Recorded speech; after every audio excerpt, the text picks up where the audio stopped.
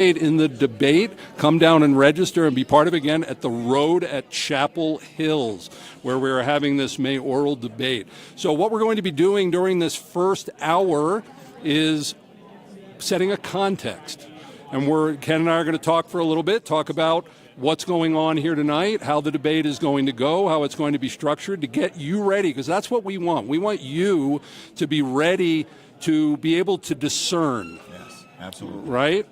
That's what we want. So we're going to tell you to put your Holy Spirit discernment on. Please. That's the number one thing. You do that, you don't even really need us for the next hour. But we're going to give you and the Holy Spirit some context. And we have many guests that are going to be coming by here. There's a lot of VIPs here. We have elected officials, pastors. Those who ran for mayor, we're going to have a couple people who, and because they ran against these men, and we're going to be setting a context for you in this hour. So Ken Davis from the Culture Impact team at Church for All Nations, good friend of mine, and happy to have him here with me because he's been around this town a lot longer than I has, and he knows a lot more about this stuff than I do. He's shaking his head. You're on live stream, you know. Okay, and he does teach. Has been teaching the constitutional course for over 10 years. Ken, what really is at stake in this debate? Well, first off, you need to understand that this person ends up being the executive, if you will. He will hold the executive position in our city. Everything as far as politics goes is local, and I know most of you have heard that in the past from other people.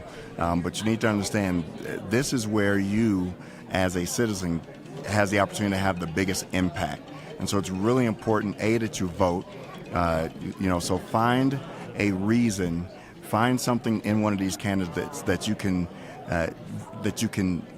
relate to or recognize and cast your vote. It's really important that we vote every chance we get. Now, Ken mentioned that the mayor is the executive. Like if you understand the three branches of government, we have the city council. Yep. They're the legislative. They're the legislative branch. But we have something in this town called a strong mayor. Correct. So can you tell us a little bit about that, Ken? What Yeah. that means? So in a nutshell, and we'll keep it pretty simple, with the strong mayor setup, and not every city is set up with a strong mayor or that type of mayoral position. What it basically means is the mayor has the ability to override or veto the city council. In other cities, mayors don't have that ability or authority, but in this city they do. And so you want to make sure that you put someone in place that is willing to work with our city council, but even more than that, if they decide to veto or overturn what the city council has put in place, that this person has the best interest of the citizenry at large. And we've had this since 2011? Yeah, right around 2000. Shortly after I moved here, not too long after I moved here, yeah. So the departments that this mayor is over, he appoints the police chief. We don't exact a police chief here. Do you know off the top of your head? I know I'm like there's obviously several administrative. There's several administrative positions that the mayor is over. Definitely the police chief. I don't know what authority they have over the fire department, but I would assume there's some authority there as well. And then the other two, I'm unsure of, because the city council basically they oversee our utilities, right? So there's no authority for the mayor there. But we'll get those answers to you before we get out of here. We'll find out. So just walk past the table is Dirk Hobbs. He's going to be our moderator here tonight. And Jason Lupo, who's going to be coming up on here in a moment. Jason, take a look at this and grab a pen. Fill it out. This is our speed. But we have a camera there, so you can take that away and go. We have Jason Lupo, who's going to be on in a minute once he's filling out some paperwork for us here. The debate that we have tonight, how it's going to go is there's a series of questions that have been developed by a committee with a lot of input from a lot of people. We joked a little bit before about having a voter guide. If you know about church voter guides at churchvoterguide.org, that is my project. I'm the founder and director of that. And so we put out a guide for the mayor and for the city council, but now we have a special edition voter guide that is out, but it was really easy. I had to delete a lot of people. I deleted a lot of content. So if you go to churchvoterguides.org, there's just Wayne Williams and Yemi Mobolade in there, and you can see the questions that they answered. So for the past 2 years, I've been doing this. So asking these questions, Ken, it's not easy to come up with questions that are open to the candidates but are not wishy-washy. They're specific, but they're not gotcha. They don't bias to any candidate. And we also here at The Road, because there are other debates that are going on over the course of this runoff election, we wanted to have questions that were very specific to the Christian community while also, branching out all over town, because while a lot of people may want us to stay in the church, the church is all over town. So it was very challenging, and we worked this over for a long time. The candidates do not know what the questions are, except we asked each candidate to submit one question that we will ask to the other candidate.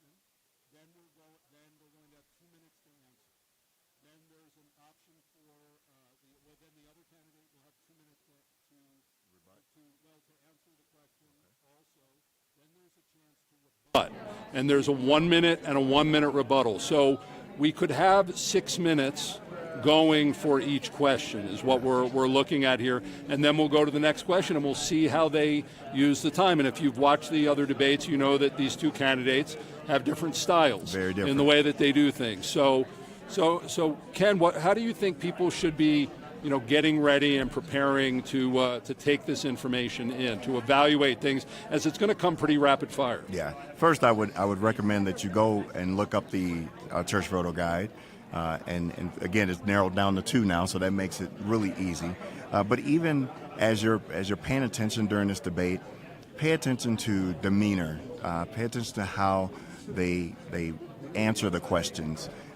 Then, of course, pay attention to the answers they give for the questions, because at the end of the day, these people will have a major impact on your daily lives, right? So if the answers to the questions are so opposed to your frame of thought or your worldview, then you've gotten your answer, right? You've gotten your answer as to who you should be voting for. But if that worldview is matched with an answer, then you also have your answer. So definitely be very discerning. I would recommend, if you are a believer, be praying right now before this debate begins. Directly in the camera pray shot for wisdom and discernment, just even within your own household. Most of us have multiple people in our household that are voting, and most of us have friends that don't know how they're voting, and it'll be great for you to be able to give them answers to questions that they may have if they're not here or online listening to this debate. Okay.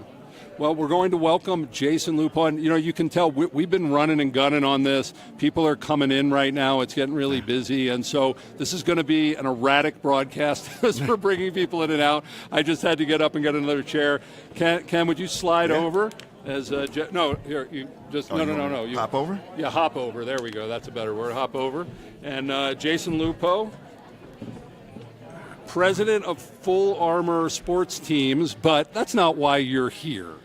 Well, but he wanted to plug Full Armor Sports Teams, so we're happy to do that. But Jason Lupo is a friend who I would say is someone who who's out hearing the voice on the street out there, getting a temperament of what's going on, especially in the political realm. He has been campaign manager and advisor on different campaigns here. So I wanted him because we're setting this context. Again, we're here, and I need to remember to say we're here on AM 1460, FM 101.1, The Answer from Salem Media Group. Your normal programming is being preempted tonight because we are at The Road at Chapel Hills for a mayoral runoff debate between Wayne Williams and Yemi Mobolade, and there's still time to get down here to The Road at Chapel Hills to attend the debate. We are setting a context during this pre-debate hour for people how they should go about listening to this debate, and so we'll start with what are your overall views on this race that started with 12 candidates, this mayoral race, Jason? I think it's extremely difficult given the fact that there's so many candidates that were in this race, and it's a nonpartisan election, right? And so I think it gives some of the candidates the ability to kind of hide certain things and finagle certain things given the fact that it's not a partisan race. And I think the fact that it's not a partisan race really does the citizens of Colorado Springs a really big disservice. I think that this race should go through the assembly process. I think it should go through an assembly or a primary process, and this race really should become a partisan because race. it takes 100 signatures or something to get on the ballot as mayor. I think. I mean, Yeah. It's not a lot. There's not a very high bar. Not to say that the other candidates weren't qualified, but there was no evaluation, and they flooded the ballot. Yeah, are these truly the two candidates that are the right candidates if it would have gone through a traditional election process? That's the question that I think almost has to be asked. Do you mind? Can I add something? Yeah. It's interesting. You got to get it on the mic. I was just having a conversation with someone about that very thing, and I would agree. There's no other executive position in our country that is nonpartisan, right? So your governor is partisan. Of course, the head of the country, the president, is partisan, and I would agree. At least for the executive side of things, that should be partisan, because it does allow you then to have a primary, and you don't have what we had here. Well, I think it's difficult, right? You look at the biggest 100 cities in the country, and I believe the correct number is only 4 of them are partisan races. All the rest are nonpartisan. And I think of the top 100 cities, I think 26 of them are Republican mayors, and the rest are Democrats. And does that truly show what the city's citizens truly believe, or is that just what happens when you have these nonpartisan races that we end up disservicing the citizens of the city? But here we are. Here we are. So here we are. So we have a situation where no one got 50% plus 1, which is what's necessary to become mayor, which I think is awesome, because you don't want to have a mayor who's only 20% of the vote, or 25% of the vote, like we do with city council. But that's different. This is one person. So Yemi got about 30%, Wayne got about 20%, and then it trickled down to there were many that got 5%, and who knows where those votes may have gone if there weren't that many in the race. But again, here we are. So while people are listening tonight to Wayne Williams and Yemi Mobolade, how do you think that they should go about evaluating, how should they have having their Holy Spirit radar on, their discernment on, but their ears open to help them decide how to vote, Jason? I think we truly have to look at what our worldview is from a Christian perspective. If you are a Christian, right, you're looking at this race from your worldview. Yep. And the opposite side is looking at this race and all the races from their worldview. And I think it's important that we look back and go, does this candidate match what my worldview is? And I think we have to do that in every race that we have. As Christians, we have to look at the candidates and say, does this candidate have the same worldview that I do? Are they willing to stand for the same things that I'm willing to stand for? Are they willing to fight on the same hills that the citizens of Colorado Springs are fighting on? And we have to ask that question. That's the question we have to ask. That's how you have to look at this race and this debate, is from that perspective. Okay. Well, thank you. Well, again, we're here to help people decide how to vote. The election is going on now through May 16th. You have to be actually in municipal Colorado Springs. And if you didn't vote in the general election, well, that was your choice. But now we want to get you out and have you choose, because as they say, only about 30 to 40% of the people vote, but 100% complain afterwards. So be part of what's going on, and there's still time to come down here to the road at Chapel Hills where we're having the debate. Come down, register, come in.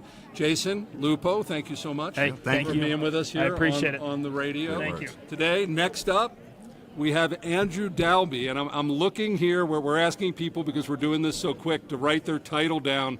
Did you you really want me to say this, Andrew?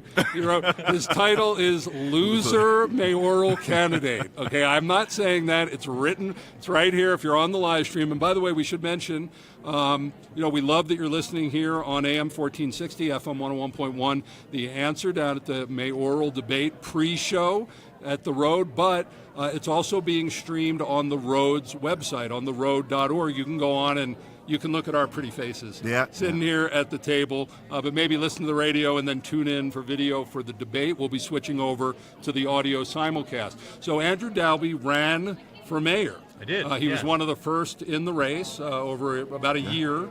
Yes. He was in. We were just talking about how there were so many candidates, and many of them came in right late, at the end. Yeah. And so Andrew has a lot to say about that, but we're not gonna do that today. What we're gonna ask him is, we're setting this context for understanding the debate tonight. What do you believe are the biggest issues here? Because you were on the campaign trail for a year talking about these things.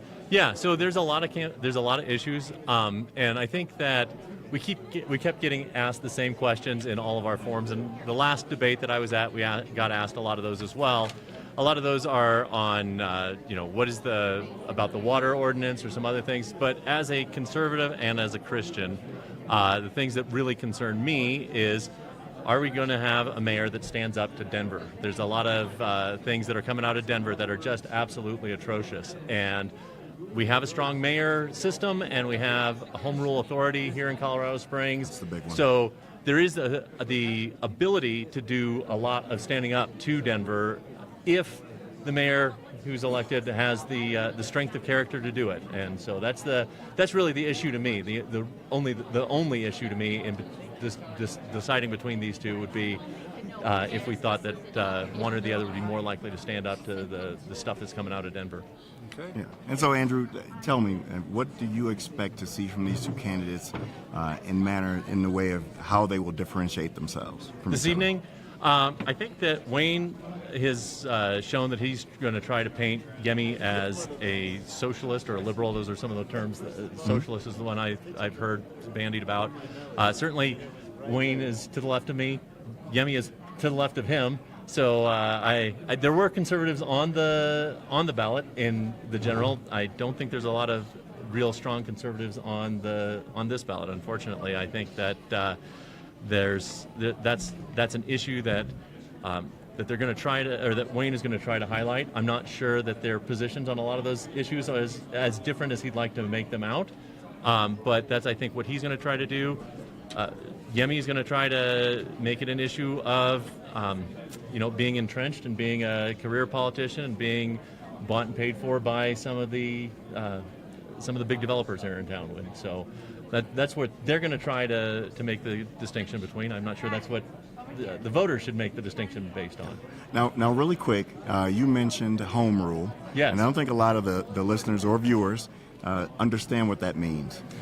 Yeah, so in a nutshell, what that means is that the state has the authority to pass rules that are default rules for anything that's not a home rule city. There's only a few home rule cities in the state. So smaller municipalities and then unincorporated areas follow the rules that the state legislature sets up as default. But as a home rule city, we get to do some things that distinguish from those defaults. So this election is one of those examples. So this city runs these elections. It's not coordinated through the county. Right. It's not, it doesn't use the same machines. It doesn't go through the same process. It's not at the same time. So that's an example of something that the city does as a home rule authority city, where it can take some of that authority back. And so obviously you can't just completely disregard all the state laws, but there's a lot of the nitty-gritty that the home rule authority allows you to decide how to execute things, and some of those things they can. So there's not considerable, but there's some autonomy. There is a great degree of autonomy. Yeah, absolutely. So. Yeah, and I would encourage you again that if you're not here, get down here. You should be here. come hang out with us, and really get a feel for who these two men are. So that you will know how best to vote. the ballots have already dropped. Most of you have already received your ballots. And so let's make sure that we don't just, there's a phrase that's used often. It is the lesser of two evils. Voting for the lesser of two evils.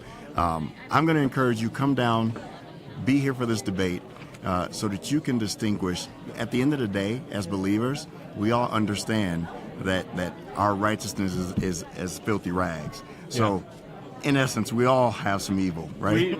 So we are always choosing. We're all sinners. But, so we are always choosing the lesser of two evils because we're human, and so. Come down. Let's get a great understanding of what it is we are looking to see happen in our city over the next 4 years. Okay, Andrew Dalby, former candidate for Colorado Springs mayor until a few weeks ago. Thank you so much for joining us here. Enjoy the debate. And I'm Chaim Goldman, the Watchman, here with Ken Davis. We are broadcasting from the road at Chapel Hills. There's still time to get down here for the mayoral runoff debate between Wayne Williams and Yemi Mobolade. We are here. It starts at 6:30, and you can watch it here at the road. Come on down to the road at Chapel Hills and register and come on in. But you can also be listening to the whole debate. We're going to be here till 9 o'clock. We're doing a 1 hour show now, a 1 hour show after, and we're looking to have the candidates will be on right after the debate. Okay, they're going to be coming to the table then, right after the debate. We didn't let them on before. We'll let them more. But you can also be listening to this whole broadcast and the live simulcast on AM 1460, FM 101, The Answer, and also on live stream at theroad.org. So coming up, Pastor Jeff Anderson. Jeff, come have a seat. Pastor Jeff Anderson is the senior advisor to Congressman Doug Lamborn, and as a faith outreach director for the city. So he's one of the people who embodies church and state. People say you shouldn't mix, church and politics, and then I made a voter guide. Jeff goes out and brings the church in with the congressman. So we don't agree with that, as you can tell. So, Jeff, thanks for joining us here on the broadcast. Hey, thank you guys for sponsoring this. It's such an important part of our community, and we're really glad to just be here and to see the cars that are just flooding in. It's really, really good night, great event. Cool, yeah, we're going to look to pack it in here tonight. So, Jeff, how do you suggest that those watching or listening to the debate tonight approach it to get the most out of it? Yeah, I think the biggest contrast that you're looking for is the contrast of leadership styles. I think you want to take a look and say, there's one candidate who's a very strong, he's a strong collaborator. He's going to bring a lot of people together. There's another who is very attentive to all the details. And I think you have to decide which leadership style you think is going to be best for our community. So I think leadership styles is a very important analysis of what you're going to be doing tonight. And anything else well, you should be looking for? Obviously, because the reason I say that, and I say that for Ken here especially, is because I've watched enough of these debates and interactions that a lot of those answers seem to be very much the same.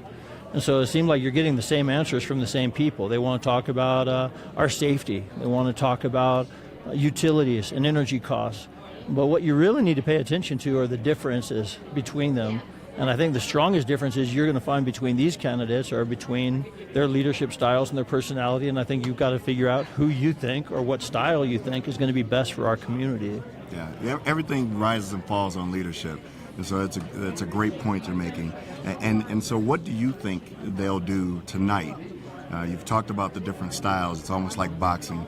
Yeah. We just watched a George Foreman movie together. So so we're talking about different styles. Yeah. How will they? Well, there's going to be two things that'll happen, Ken. The first thing is they're going to just try to highlight their strengths. All right. So you're going to have one candidate who's going to come and demonstrate how he knows all of the details about utilities. He has a grasp on all the numbers. He's very detail conscious.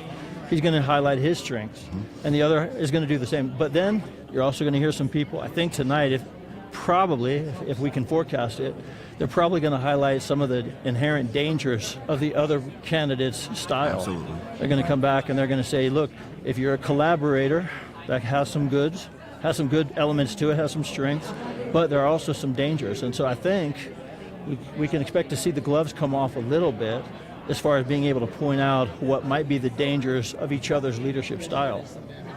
It's good. But then again, I'm not one of the campaign managers on this, and I could be all wet. But I think that those are the biggest differences between them, and I think that they're going to try to highlight those tonight. That's great. That's great. Well, thank you, Jeff. Tonight, nobody knows the question. We haven't released the questions to the candidates, so I like that you didn't talk about a specific issue.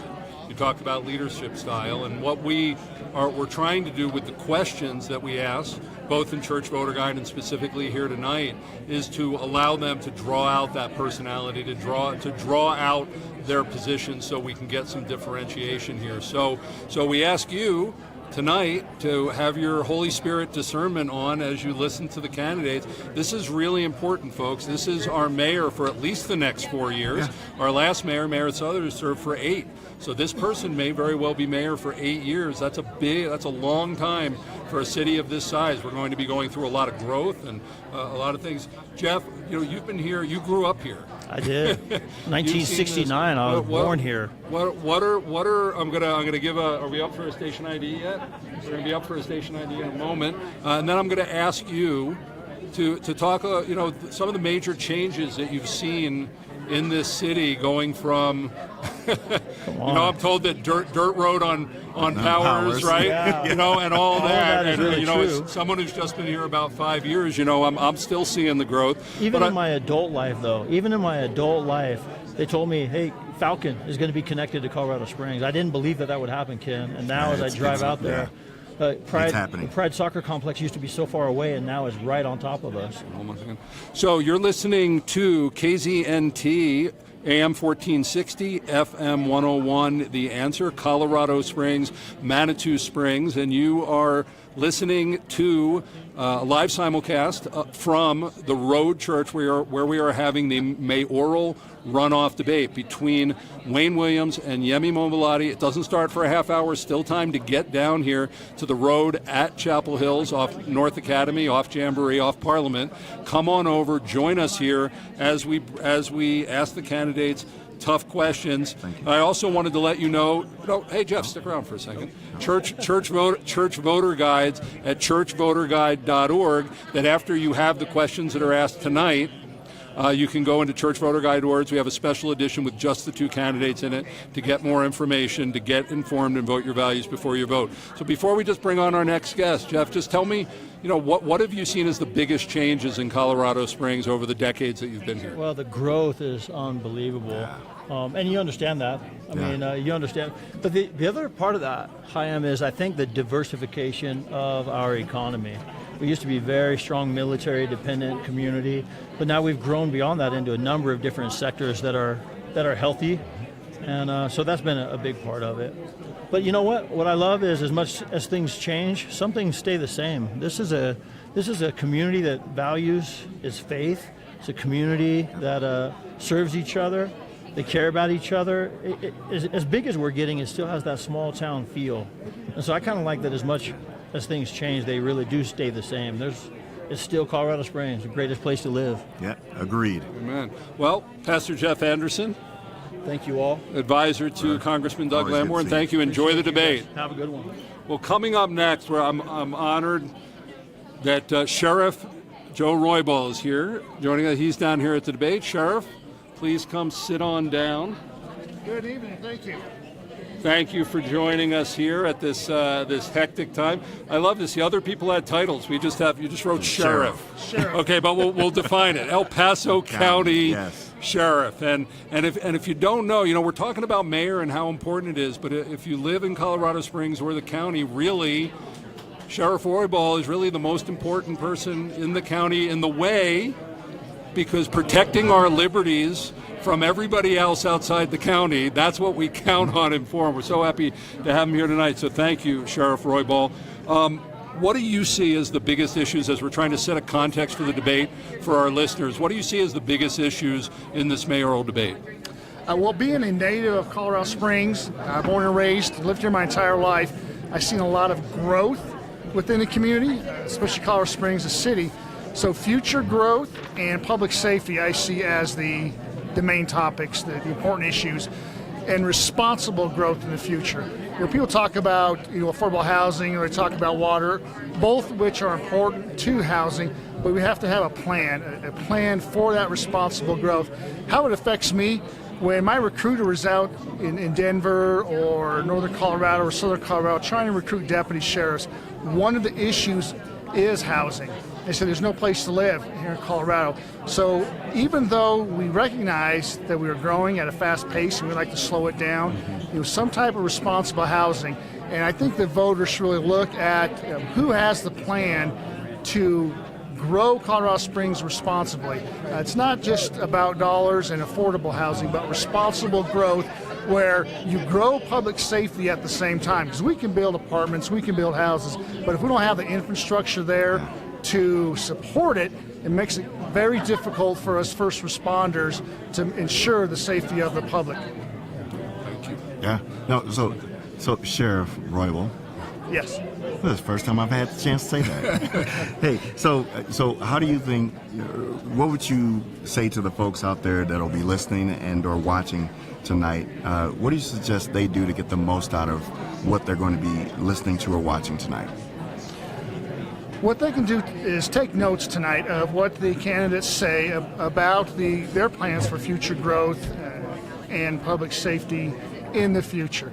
And then go back and look at track records. What have the candidates done in the past? What is their experience in those two specific topics that I'm concerned about and really think is the main issues, or all the main issues for Colorado Springs. Colorado Springs being in El Paso County, we are partners with Colorado Springs Police Department, so we work hand in hand together. So public safety and the mayor are very important in the city of Colorado Springs to me as your sheriff and my deputies who work hand in hand with Colorado Springs. So after tonight, the voters should go and do some research and see who has the background, who can lead Colorado Springs in that growth that we anticipate responsibly and have the best plan. I think that's great. And I mentioned earlier, we talked about the three branches, if you will, and how that does extend to every part of our society. And so at the county level, if you guys aren't aware, this is El Paso County's executive. The seat of sheriff at the county level is the executive, and then of course you have your county judicial branch, and here we have county commissioners.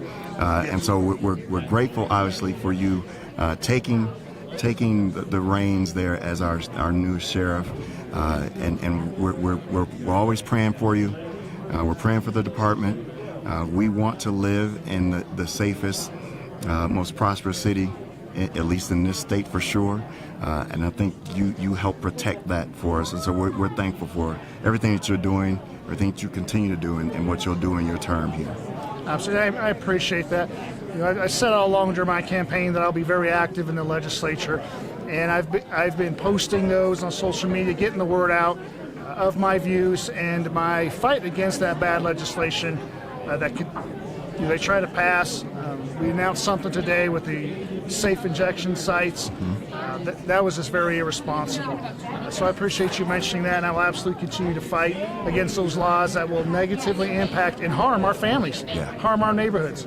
Yeah, and if you're not done with them. Well, actually, we have our next. All right, we got. Yeah, we actually got a guy. As I was looking for other guests who was missing in action. Thanks for the opportunity. Sheriff I Roybal, thank you so appreciate much it. for being on the program. Appreciate you. Well, we're having a hectic schedule here tonight. About every 5 minutes, we've scheduled someone, and now we have Jason Jorgensen. Is it Jorgensen or Jorgensen? Jorgensen, unless we're Jorgen. How about Jorgen? Norway, then it's Jorgensen. Yeah. And he won election to the D11 school board. He's now the VP of the school board, and he's going to be up for re-election this fall. So, Jason, welcome to the program. Thank you. So, what do you think here? Now, of course, Jason focuses on education. Yeah. All the time, and the mayor. How is he involved in that? How does that play in who mayor is? What have you seen with John Suthers? Did you see any effect from him in doing your job on the school board? Attending the State of the Cities. You want to take this? Right. Uh-oh. It's his Wait, wife. he's getting a call from his wife. He's got live the boss is event. calling. It's a good husband. Let me. Can I take it real quick? Well, you're on live on You're the air. live No, on the I air. would Okay, I would all say, right. can You want ask to bring her it? that You want to we're put her live? on speaker and we no, can I have don't. her I live? don't. Just tell her you're being interviewed, Jason. Head to the VIP entrance, darling. Thank you. To the right. Okay, tell them I'm on the radio right now. Yeah, this is live makes radio. for and air. great So again, radio. Okay. You're listening to AM I'll be right there. 1460, FM 101.1. The Answer. We're down here at the road at Chapel Hills. The mayoral runoff how do you debate not? between Wayne Williams and Yemi Mobolade is here tonight. And yes, we're live because we would have edited that part out. Yeah, sorry guys. So and Jason gals. Jurgensen, D11, Jason the mayor, and education. Yeah, as I was saying, so we've attended as elected officials. We've been able to attend the state of the city, the state of the region, the state of the county events, and I always walk away from those events, and they never mention education. The mayor, the county commissioners, even the governor very rarely mention anything about education in the regions that they're governing, and so that's always been a kind of a sore thorn in my side of just going, hey, what about education? So, looking at what the past mayor's done, his improvements and things over his 8 years of tenure, I definitely see the developments and where he's brought the growth to Colorado Springs. But I would like to see our mayor, at least in the public setting, when we're updating constituents in an event like the state of the region, the state of the city, to brag about the good things that are happening and to update the city on where we're still working on things. I think that would be just to, take a couple of minutes and update the people on what's happening with the youth of our community. Well, thank you for that. What other than education? We're here down at the debate, and that's true. You're not going to hear that because the school boards here are very strong in watching over that, and we'll certainly be having you on as we get closer to the elections, talking about school board. But what do you think the big issues are right now that we should be listening for, talking about here at this debate? Yeah, when I talk to people, in our community as D11 constituents, and even outside all the way east to Peyton and Falcon, it's the development. I look at all of our apartments that are going up, and in my mind as a school board member, I'm going, where are these children going to go to school? Because they're putting these apartment complexes in already developed neighborhoods, like think about around Village 7, and those apartments are right on the boundary line of D11, D49, but Rudy at the top of that hill is already almost at full capacity, and we're putting in a 200-unit apartment complex with families. Where are these kids going to go to school? And so how do we service the development around, the infilling of our city, which I think is appropriate, but how do we measure that with the development across the city that the mayor is going to be, looking at? And then how do we obviously take care of our natural resources with that? Our water issue is a huge thing. As a former science teacher, that's a big thing that we're looking at. So we need to be conscientious of how we're developing and where and how fast. So what are you going to be listening for to differentiate tonight? They're both, I'm assuming, are going to have a pretty good plan on development because that's a hot topic. But really just thinking about, where they're going to call on people to come to the table. The Bible says there's wisdom in a multitude of counselors. And so is it just, hey, this is my plan, or is it, hey, I'm going to bring people to the table? We have, how are we going to lay this out and implement it? Because we know people love to come here with a, top 10 city in the United States for a top 5 really, right? Yeah. And so people are still going to keep coming here. And so how are we developing and welcoming them here while balancing out, roads and infrastructure and getting kids in good high quality schools? So. Jason, thank you for joining us here. My pleasure. Sorry again for the interruption. You can join your wife now. The man took a phone call from his wife while we were here. I don't fault you for that. We just needed to keep on rolling. You're good. Thank you, Thanks, Jason John. Jurgensen, Appreciate it. School Board Member D11. Thank you, Jason. Appreciate it. Well, coming up soon, we're going to have Pastor Steve Holt of the Road Church, and this mayoral debate tonight is actually a joint project between the Road Church, Salem Media Group, which we're down here in force, and of course the radio station that we're on, not just The Answer 1460, but also 100.7 The Word, and also Q102, the music station that so many know about. But we got together with The Road, Salem Media Group, and Church Voter Guides to put this on, as well as churches across the city. This is the only church-hosted debate. Yes. And so there are many pastors here tonight. Churches have been promoting it to come out here because there are a lot of different questions that are being asked, but we tried to choose questions that were both across the city, but were very specific to Christians. And so you're going to see how we do tonight. We're going to see how the questions are answered.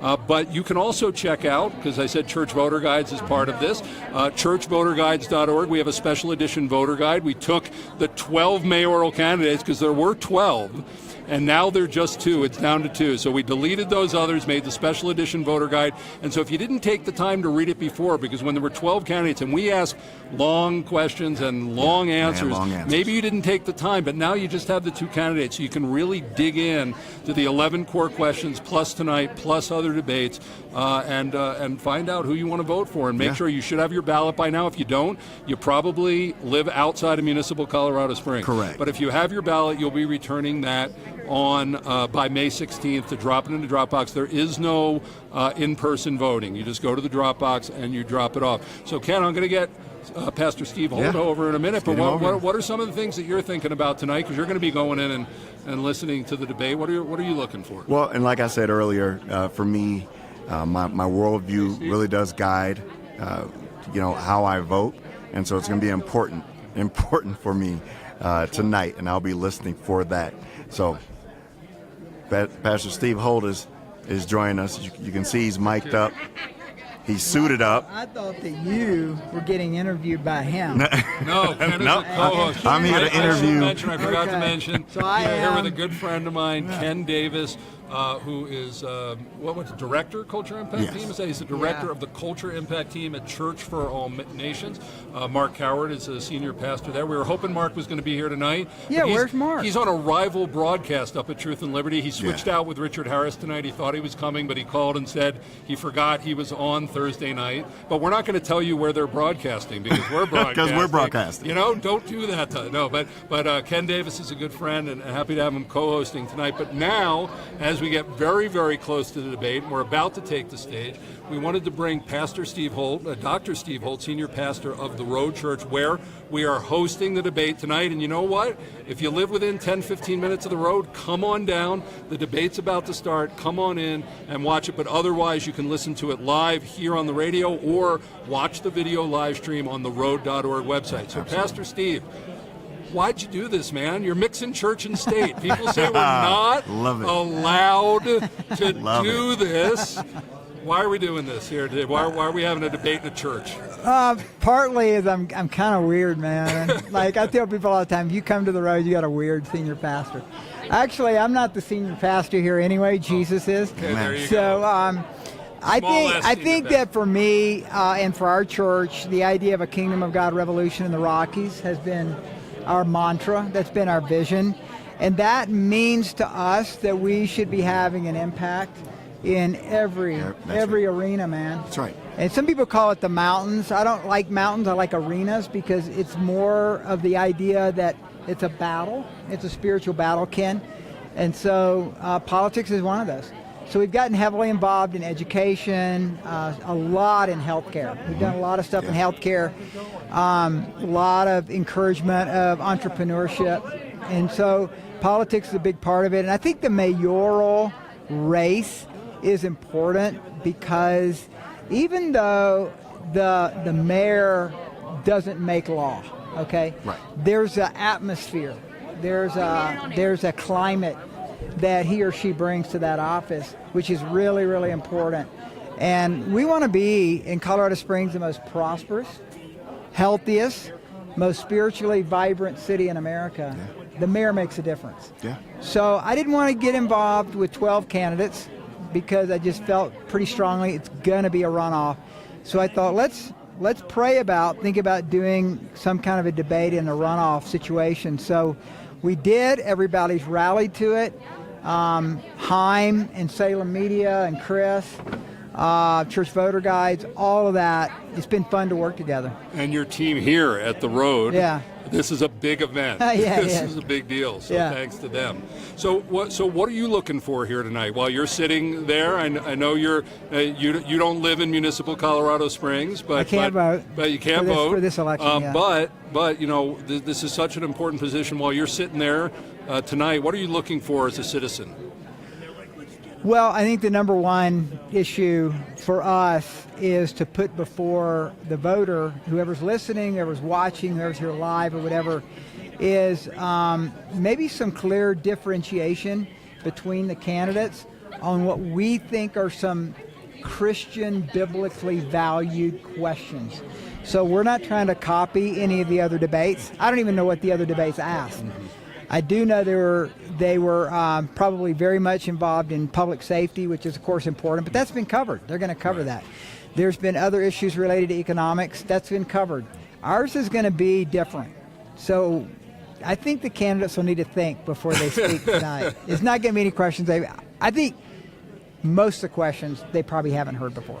Right, and we actually have preface contextual statements that we make before a lot of the questions because we wanted to make sure that the audience understands these issues, because a lot of times, and a lot of Christians and people across have really checked out. We the people are not being involved in government, but listen tonight, and if you don't know what we're talking about, look it up on the search engine, figure it out. What is a strong mayor and all of these other issues. So what's coming up at the Road soon? When people, we have a lot of activities. I know we're flipping into the next thing. Since we're here at the Road, I'll ask you a non-debate question. What are some things that people can come down here and get involved in? We have our worship conference next week. This will be our third year in a row to do the worship conference.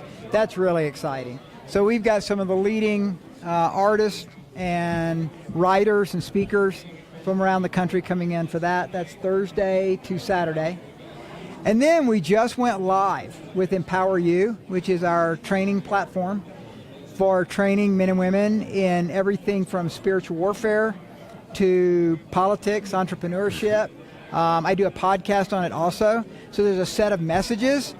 If you've ever been to PragerU, if you've seen PragerU, it's kind of a Christian version of that, except it's not. They're conservative political. Ours will be about how to be a disciple of Christ. But it does delve into these arenas that I was just telling Ken that we're passionate about at the Road. So Empower You is where... civic engagement. Yeah, You've got to leave the church and get out on the street. Yeah. So it just went live. It's free. And by the way, the worship conference is also free, but you have to register. Okay. Yeah. So everything's on theroad.org, including the debate, the live stream of the debate. I'm looking up across the monitor. We're over the monitor on the other side. We're on it. Yeah. And so we welcome you to listen to the debate. If you're driving around, if you can't watch, we're here on AM 1460, FM 101.1. The Answer, we're going to be live streaming the debate. And then after the debate, we're going to be having an hour or more of post-debate commentary, including both candidates coming on mic right after they get off the stage. We're going to have them separate because they'll have been going at it for an hour. But we're going to bring them here and ask them how they think they did right after the debate. So you can either keep listening here on The Answer or go to theroad.org and live stream it. Pastor Steve, thank you so much. Thanks for doing Thanks, this. Chaim. This is awesome. And let me just tell you, Pastor Steve, it doesn't matter what those other debates are going to be asking, because this is the debate you need to be watching and paying attention to. Yeah, I think so too. It's going to be awesome. Amen. Thank you for doing this. Thanks. Chris Gould. Chris, come on. Come on. Good. Hey, Glenn. Well, we're going to finish up our pre-debate program with Chris Gould, who is a Senior VP of both Ministry Relations and National Programming at Salem Media Group. He's also my boss. So, that's why he gets a primetime spot here.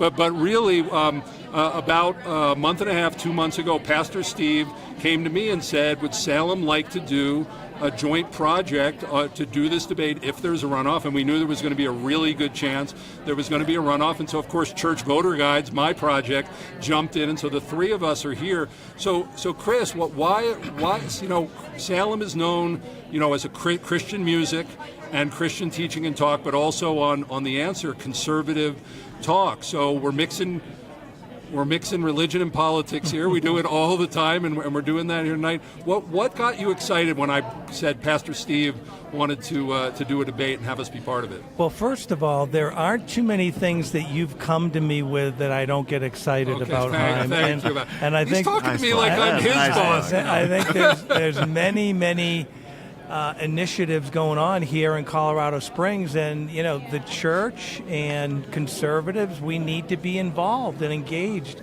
in these issues.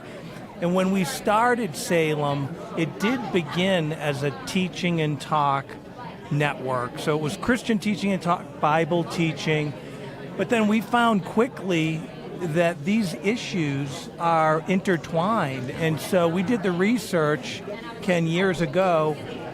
Where do people go when they leave Bible teaching radio? Where do they go? And we thought it might be country, maybe it was Christian music. No, number one was news talk. Yes. And back in the early 90s, there was no place to go to be able to get conservative news or a Christian worldview perspective on the news. And so we started the Salem Network, and that's why it's so important that this station is very involved in this community to help our audience, to help our community to be able to engage in these issues, learn the issues, engage at a deep level. And our beliefs go deep. Our beliefs as conservatives, as Christians, our beliefs go deep. And so if we don't have this kind of forum, we're not able to really get educated and informed and then be able to make the best decision possible to serve our great God and King, Jesus Christ. Well, Chris has been with Salem over 20 years, but only moved to town here a couple of years ago. So this is his first mayoral debate. So Chris, as a citizen here, what are you looking for tonight when you're trying to differentiate these candidates before you vote? Well, I've met them both, and I was just talking to both of them at the same time. And one of the things that's been so impressive here is that they're both gracious to one another. Yeah. Both of them want to win. Both of them don't want to lose. And both of them said that to me. And I was standing between them. I actually kind of felt like a donkey between two racehorses. That's kind of how I felt. But what I'm hoping for is an honest dialogue. I hope we get questions that haven't been asked yet so that we can learn a little bit more and make the best decision possible on Election Day. Okay. And what have you seen? I mean, you get to meet a lot of people in the city, because at the radio station we have a lot of people coming through all the time. We met a lot of the candidates. What's been your impression of this race, going through this mayoral race with the 12 candidates and everything? Yeah, I think all of them did come through the radio station, maybe all except a couple, and so I did have a chance to meet them all. I mean, it's an impressive group. Look, to get involved in politics and run takes a lot of courage. Absolutely. It doesn't just take money. It does take money, but you have to have courage and the conviction of your beliefs. And I would say everyone that I've met has held firm on that. They have fulfilled their calling and stepped forward to run. And we need more people like that to run and get engaged in government politics, government work. Because the more we have believers engaged in making decisions that fulfill God's promises, the better. Yeah. Amen. Yeah, amen.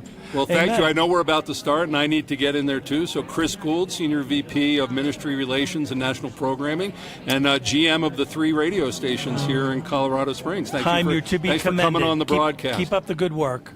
And thank you for allowing us to do this collaboration. Oh my gosh, my pleasure, Ken, and thanks for being here, and thanks for kind of playing the John Madden here. Yeah, we haven't figured out who's play-by-play yet, but we might. But we're finishing it up, and I'm gonna join you on the stage in a minute and let Ken close it out. We'll see you up there. Okay, thanks Chris. Right, so you are listening to the mayoral runoff debate here in Colorado Springs, coming from the Road Church. I would say there's not, probably, unless you live like walking distance, there's not time to get down here right now. Not for the beginning. Not for the beginning, but we'll tell you to stay put. Yeah. And listen here on 1460 or FM 101, The Answer, to this live simulcast that we're about to switch over to. Or you can go on theroad.org and watch it on their video live stream. But Ken, I got to go, so you're going to be here until they switch you over. You can say, Ken, it's been a pleasure working with you, and enjoy the debate yourself. Absolutely. Jim Davis, ladies and gentlemen. So I will tell you that the hope here, the prayer here is that you do find an answer tonight with what we're going to be viewing. The words that are spoken, again, pay attention to demeanor. And really, if you operate with a specific worldview, make sure you're applying it to what you're hearing today so that you can vote responsibly. It is absolutely imperative that we vote. Again, the mayor has a big part in even having industry come to our city. And as we've already said, you've heard it a few times here, that we are a growing city. Well, we're going to need more industry. We're going, not just housing, we're going to need more industry. And the mayor plays a big part in attracting industry to a city. And so that's also important. But most importantly is following what our King tells us. We are followers of Christ, and as believers, that should always be a part of your actions here on earth. And so know that when you go before the pearly gates, before the Father, he's going to ask, what did he do? What did you do with what was given you? And in this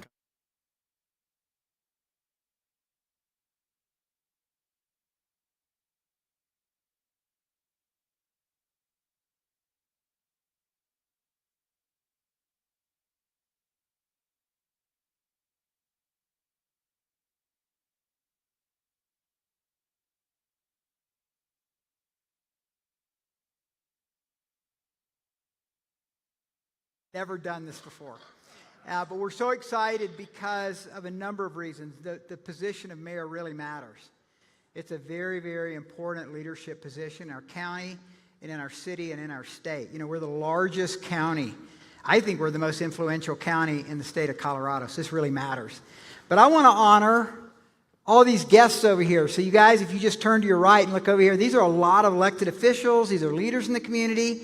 And we just appreciate you guys, all that you do. And pastors, a bunch of pastors in here too that we minister together. So thank you. Thank you, all of you guys, for what you do. And, you know, you can't be in a church without announcements. Okay, so I got to make an announcement. So first one is next week we have a worship conference. We have our annual Unveiled Worship Conference. Some of the top worship leaders in the United States coming in. Starts on Thursday. Goes till Saturday. It's free, but you have to register. And there's a table in the lobby, so you can do that. Secondly, we just started an online training platform called Empower You. And you'll see that up there. And if you just put your camera up there, if you'd like to just do that, you can. That's for everybody that's under 30. But for the rest of you, you can go to empoweryou.live and subscribe free. And these are training courses that we've developed, relating from everything from entrepreneurship to spiritual warfare. And it's just going to be great. It's going to continue to grow. And we also do podcasts with some of the top leaders in the country. So it just went live, and we've been shocked at the response we've gotten. It's been really exciting. Now, some of you are members of The Road. And I don't recognize a lot of you, which is really exciting because you're maybe here for the first time. The Road, our vision is a kingdom of God revolution in the Rockies. So what I mean by that is that we want to equip people to move into all arenas of culture. So if you're a businesswoman, if you're a businessman, if you're involved in education, if you're involved in science, if you're involved in any area, we want to challenge, encourage, and actually equip you to be able to go in and make a kingdom of God difference. Thus, politics is a big part of this. And anybody who says they don't want to have anything to do with politics is not allowed to stop at a stop sign. I mean, everything's politics. Everything that we have, every stripe on the road is related to politics. So that's why we felt like we kind of wanted to step into this crowded, strange field called the mayoral runoff debate. And so that's why we wanted to do this, because here's our conviction, is that you, I'm assuming many of you are Christians here, you need to be able to vote based on wisdom. Not just on personality, not just on ads that you hear, but also that you would have wisdom about how to vote. And so we hope that this debate is going to inform you that way. My wife, Liz, and I have raised 7 children. Can you believe that? And Wayne, we're not even Mormon, you know. But we've raised, people say, are you Mormon? No, you must be Roman Catholic. No, no, we have 7 children, and we've raised them in Colorado Springs for 30 years. And we love this city.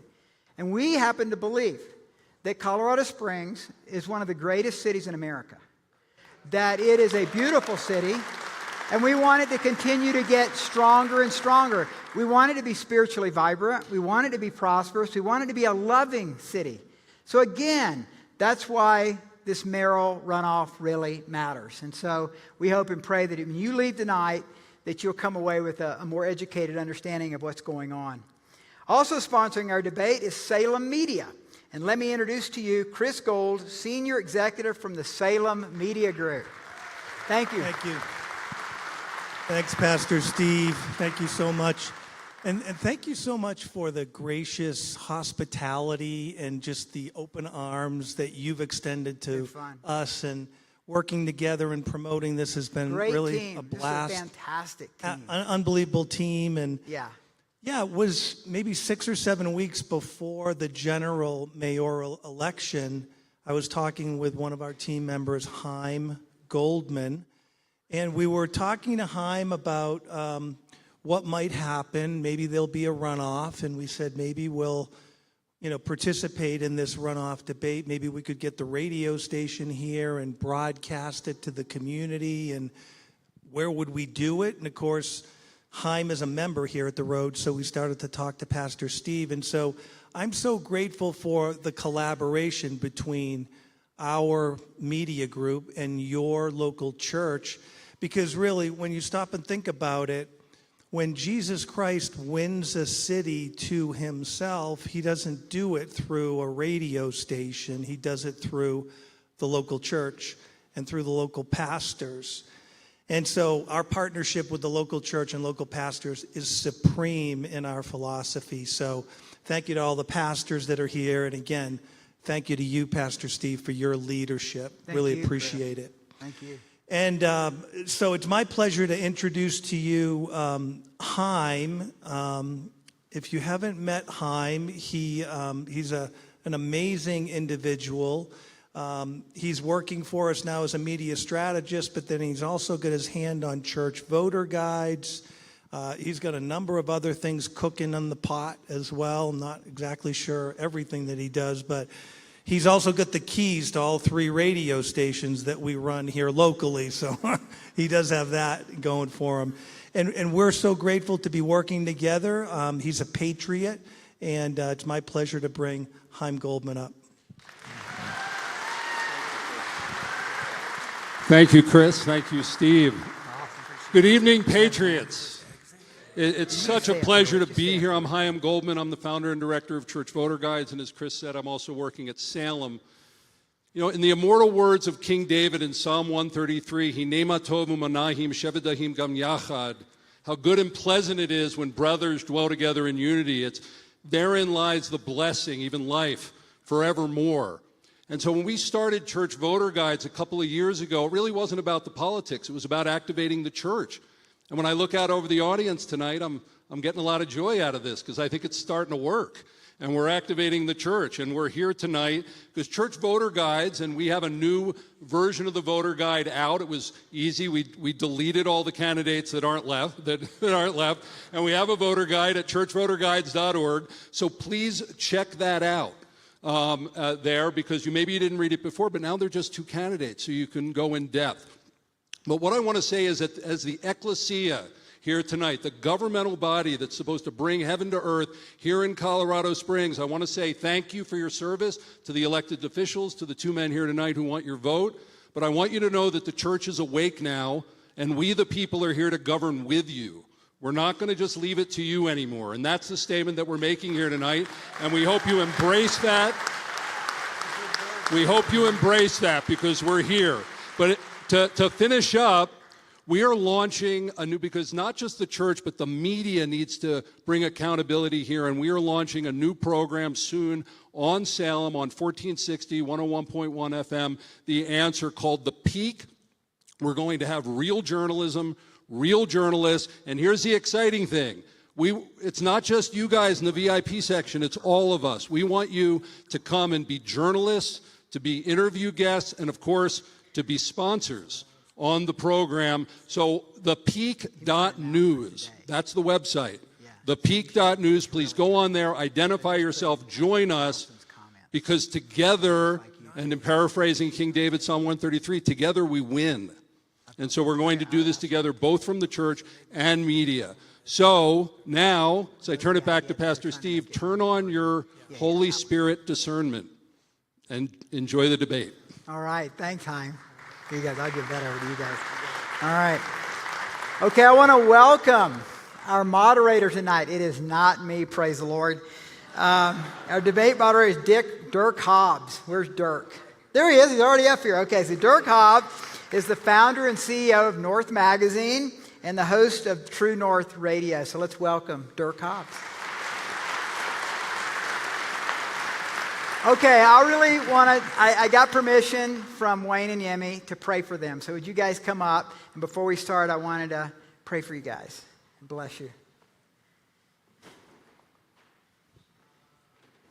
I've had the privilege of praying with Wayne and with Yemi before. And they're good men, and I appreciate them both so much. And it's an honor. It really is an honor to have you guys here. It really is. Look at me. I don't know if these optics are very good, but it's just the way it is. I've always been the little guy. So, Father God, I want to thank you so much for Yemi and Wayne, and for their wives, and for their families, and for their friends and their relationships. And Lord, we pray a blessing over them. We pray the kingdom of God over them. And Lord, I pray that they'd have peace tonight, and that, Lord, they would speak out of the wisdom that you give them. And I pray, Lord, that each one of us would have ears to hear and eyes to see what you're doing. And Lord, we ask for your manifest presence in this room, that this place would be full of peace and joy. In your name we pray, Jesus Christ.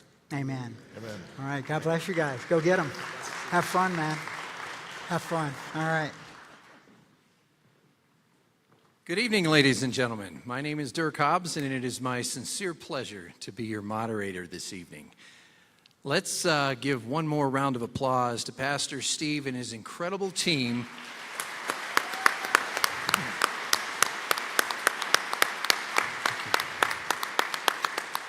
There's an army of people, a lot of them with badges on today, and they have done the AV, the lights, the set design here, and everything else. Thank you so much. You've made this a special place to be this evening. I also want to thank Chris Gould and Salem Media for streaming this content tonight so even more people can hear it. So we appreciate the audience in the room, and we also welcome our audience online. And if you happen to be watching on TV or listening on AM 1460 or 101.1 FM, The Answer. So welcome all.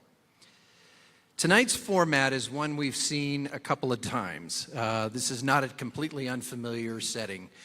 You've seen it in presidential debates where I will basically set up a question with some context, give you gentlemen some context, and then you'll each have 2 minutes to respond to that question.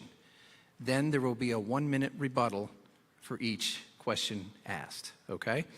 You've also given us the pleasure of asking a question from each of you to one another.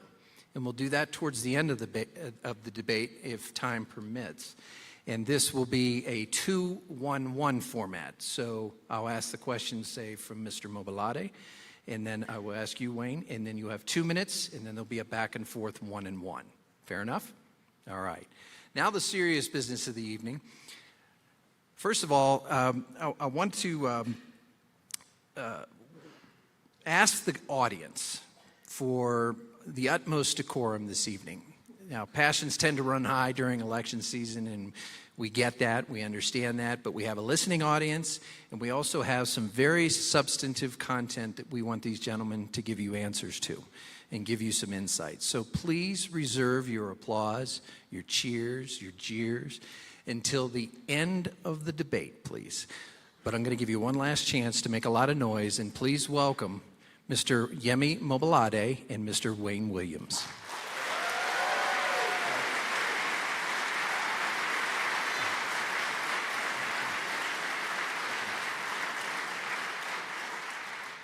All right, gentlemen, that's as loud as you guys get to get, at least for about an hour. All right, one more note, actually. If you would grab your cell phone, take a quick look, and make sure it is silenced, we'd greatly appreciate that. Thank you. All right, gentlemen, thank you for attending. It's been a long road. Welcome. You're almost done. Hang in there. All right. So we had a very high-tech decision to make this evening on who would go first, and we had the old coin. So Mr. Mobolade won, and he's elected to defer the first question to Mr. Williams. Gentlemen, let's dive right in. Topic number one relates to religious freedom. There are nearly 4,000 nonprofit organizations in Greater Colorado Springs metropolitan area. Combined, these nonprofits employ roughly 45,000 people, and they earn more than $5 billion in revenues. They have assets in excess of $10 billion. The largest employers tend to be Christian organizations, including almost 600 churches, rehabilitation programs, hospitals, universities, senior residential care facilities. And I'd like to understand from you gentlemen, as mayor, what are the specific steps within your governing plan that will ensure city policies support, strengthen, and protect the rights of nonprofits within the city to adhere to their core values as they serve the citizens of Colorado Springs? Mr. Williams, you have 2 minutes, sir. Thank you very much for the question. I want to start by thanking everyone for being here, for Pastor Steve Hold and The Road for hosting us, for Salem Communications for broadcasting. Most importantly, I want to thank my wife, Holly, who is here supporting me and has been there at every step of the way throughout my life for the last 37 years now. Let me address this in a couple different ways. First, I have long been supportive of our nonprofit community. In fact, as Colorado Secretary of State, I made it easier for nonprofits to file, to do the work that needs to be done, and won the Nonprofit Impact Award from the Colorado Nonprofit Association. So I have a history of doing that. I want to continue that. On City Council, as several of my colleagues know who are here tonight, I have been the individual who has championed each year the Religious Liberty Proclamation. One of the things that is absolutely critical is that we recognize that while government has a role, that role is never to tell people what their beliefs should be, and is not to restrict the ability of churches and other individuals and other nonprofits to express their views. And so we have passed that unanimously in each of the years that I've been on City Council. It's an important statement. As mayor, I will carry that forward. So first, I am never, as mayor, going to tell a nonprofit or a church what they're supposed to believe. That's not the job. It's very clear. But I am going to provide support. And that may be from the bully pulpit of encouraging support for particular nonprofits. For example, the Salvation Army is looking at the very real possibility of building long-term housing for individuals who are in families who are suffering homelessness. So I'm going to continue to work with that to support our nonprofit community, to make sure that as mayor I'm supportive of that, and that I am working every day to make this the kind of place that nonprofits wish to flourish. Thank you, Mr. Williams. Mr. Mobolade, 2 minutes. Good evening, church. It's good to be here. Unfortunately, my wife was not able to make it. We're parents of 3 young kids, and so we are busy these days. I moved to the city, actually, as a pastor. A nonprofit brought me here. That nonprofit is called the Christian and Missionary Alliance. I planted a church. I co-founded a nonprofit called COS I Love You that unites about 100 churches. to serve our city, to tackle some of our city's toughest problem. These were my origins in this city, in places like this, and speaking in churches like this, and activating the people of God to join government in being a blessing to the city. Friends, my philosophy of government and governance is that solutions to all the issues that are in front of us, they have to be employed at the most local level. Government is not always the most efficient ones to solve all our problems. So I've done that work and will continue to do it, because we cannot solve many of the challenges in our city without this body. So as mayor, there are three things I'm thinking of. One is to protect your rights. Thomas Jefferson's wall of separation of church and state ensures that government does not infringe on religion. And so that's really important. Number two is to welcome churches to the decision-making table of the mayor's table, because I need you at my table as we're making these decisions. And number three, work with you to activate the people of God to solve some of the problems. And if you are not part of COS I Love You or Cause I Love You, I want to put in a plug. Please get involved. We have Spring City Serve Day coming up on Friday and Saturday. Thank you. Very good. Mr. Williams, 1 minute. So shortly after I moved here, I got involved in a number of nonprofits, including the Pikes Peak Community Action Agency. I think Bart Given's son is here with us tonight, who was the executive director at the time. Also served as a scout leader. And so in the Boy Scouts of America, trying to make sure that I served as a citizenship merit badge counselor, but also as a troop committee chair, and working with Camp Alexander and some of the other key nonprofits there. I am indeed committed to these areas, and I've got the evidence to back that up. But more importantly, I want to emphasize that as chair of Colorado Springs Utilities, we award our members who volunteer. And so we have had a number of them who've received presidential awards for the number of volunteer hours. And as mayor, I will continue to support our city employees and their volunteer efforts throughout this community. And I think that's one of the direct things you can do as mayor. Yes, in my first 100 days of being mayor, one of the activities and the things I'll be doing, excuse me, is to engage the many nonprofits in our community. In addition to co-founding COS I Love You, I serve on the board of Springs Rescue Mission.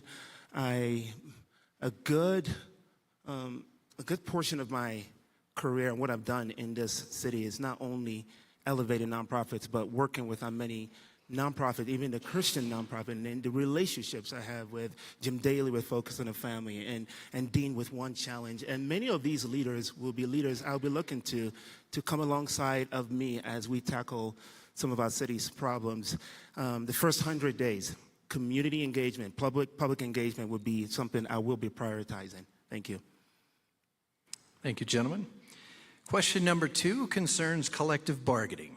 And I'll reference Senate Bill 22-230 for your reference. Collective bargaining being defined as a negotiation process between an employer and a group of workers, often represented by a union, to reach a contract agreement on employment terms. The voters of Colorado Springs overwhelmingly rejected collective bargaining in 2019. Now, Governor Polis and the state legislature are imposing collective bargaining on counties. If this were to be imposed on our city, do you support collective bargaining in Colorado Springs? Why or why not? And the second part is, what will you do to fight for the will of the voters of Colorado Springs regarding collective bargaining? Mr. Mobolade, you have 2 minutes. Yeah, thank you for that question. That's really important. We are a home rule city. And many of those decisions need to be employed at the most local level. It's within our constitutional rights when we talk about unions and collective bargaining, if our city wants to make that decision. I believe that the Local 5, which is the Firefighter Association, and the Pikes Peak, the Police Protective Association, these are two employee associations that advise the mayor on issues around benefits and pay and I'm a big supporter of our law enforcement and our first responders, and it's important that these entities are there to advise the mayor on their needs. And I've met with both groups right now, and they are letting me know what they need. Now, a good mayor will listen. A good mayor will engage. A good mayor will compromise. A good mayor will negotiate. And first responders have my full support. And so if that work is being done, there will not be any need for us to go to the voters and ask for you to put on the ballot, on the city charter, a measure for collective bargaining. And so I plan to continue to engage our associations just to ensure that their needs are met. Because if they're taken care of, guess what? We have a safer city, bottom line. Thank you. Mr. Williams, 2 minutes. So 4 years ago when that was on the ballot, I was also a candidate for city council. And because I did not support collective bargaining, in part, the firefighters chose to endorse another candidate. But here's the reality. Once I got on city council, I worked closely with them, talked to them, listened to them, worked to implement the needs that we had in both the fire department and the police department. You know, some of you may recall the firefighters coming to city council and saying we need funding for a new hook and ladder truck. And so I supported that funding, and we were able to get that done through the city budget and make the decisions that were necessary. Despite the fact that we disagree on that issue, both the Police Protective Association and the Colorado Springs Professional Firefighters Local 5, as well as the Fraternal Order of Police, have endorsed my candidacy. Not because I support collective bargaining, because I don't. I don't think that's the correct thing for our city, and the voters have overwhelmingly said so. But because I care about the issues with respect to our employees, their welfare, and public safety they have supported. Now, part of your question was asking, what would we do if legislation was introduced? Well, when it was introduced before, I advocated against including cities within that. We were successful in that area. If they were to do that again, I would once again step forward and say, these are not decisions that should be made at the state level. If they were to do that, despite the city's efforts, I would exercise our power under home rule to say, no, you can't tell us what to do, and would use our city attorney's office and other counsel as necessary to stop the overreach. We did a similar thing on city council just a couple weeks ago with respect to the overreach on land use. I would do the same as mayor. Mr. Mobolade, 1 minute for rebuttal. Thank you.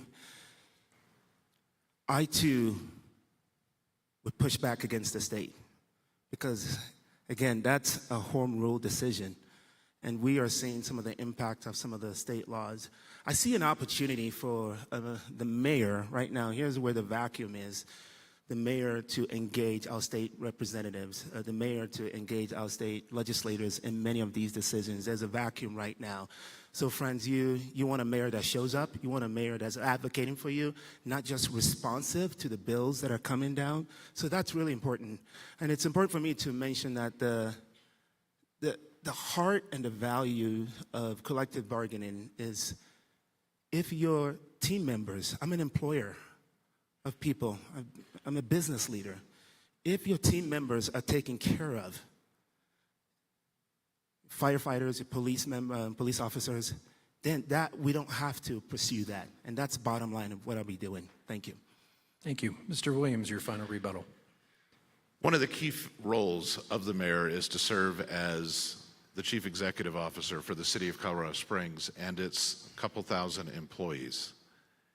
I have a record of successful leadership in organizations that follows the law, that provides employees with the rights they're entitled to under the law, and at the same time addresses the needs they have.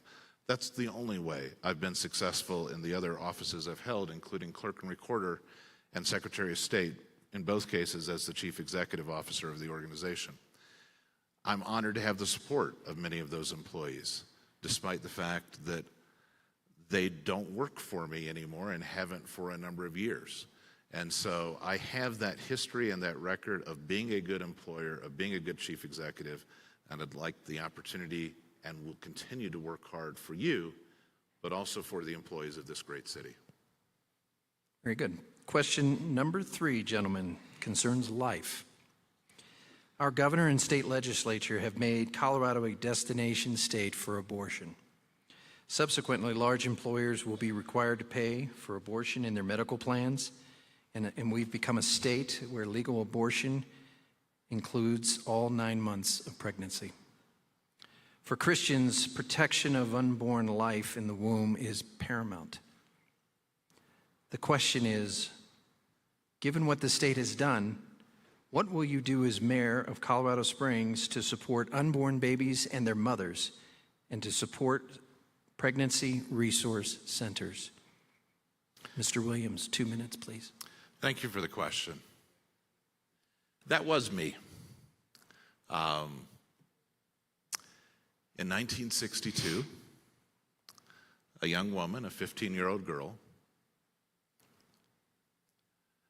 became pregnant from the senior she was dating. And she made the decision to choose life, to place me up for adoption.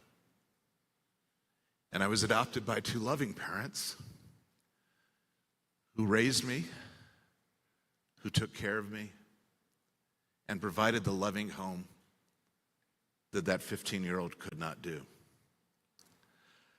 Recently, through Ancestry DNA, I was able to reunite with my birth mother. And the most awesome part of this is that she lives a few miles away from where my mom lives. And they got to meet each other and thank each other.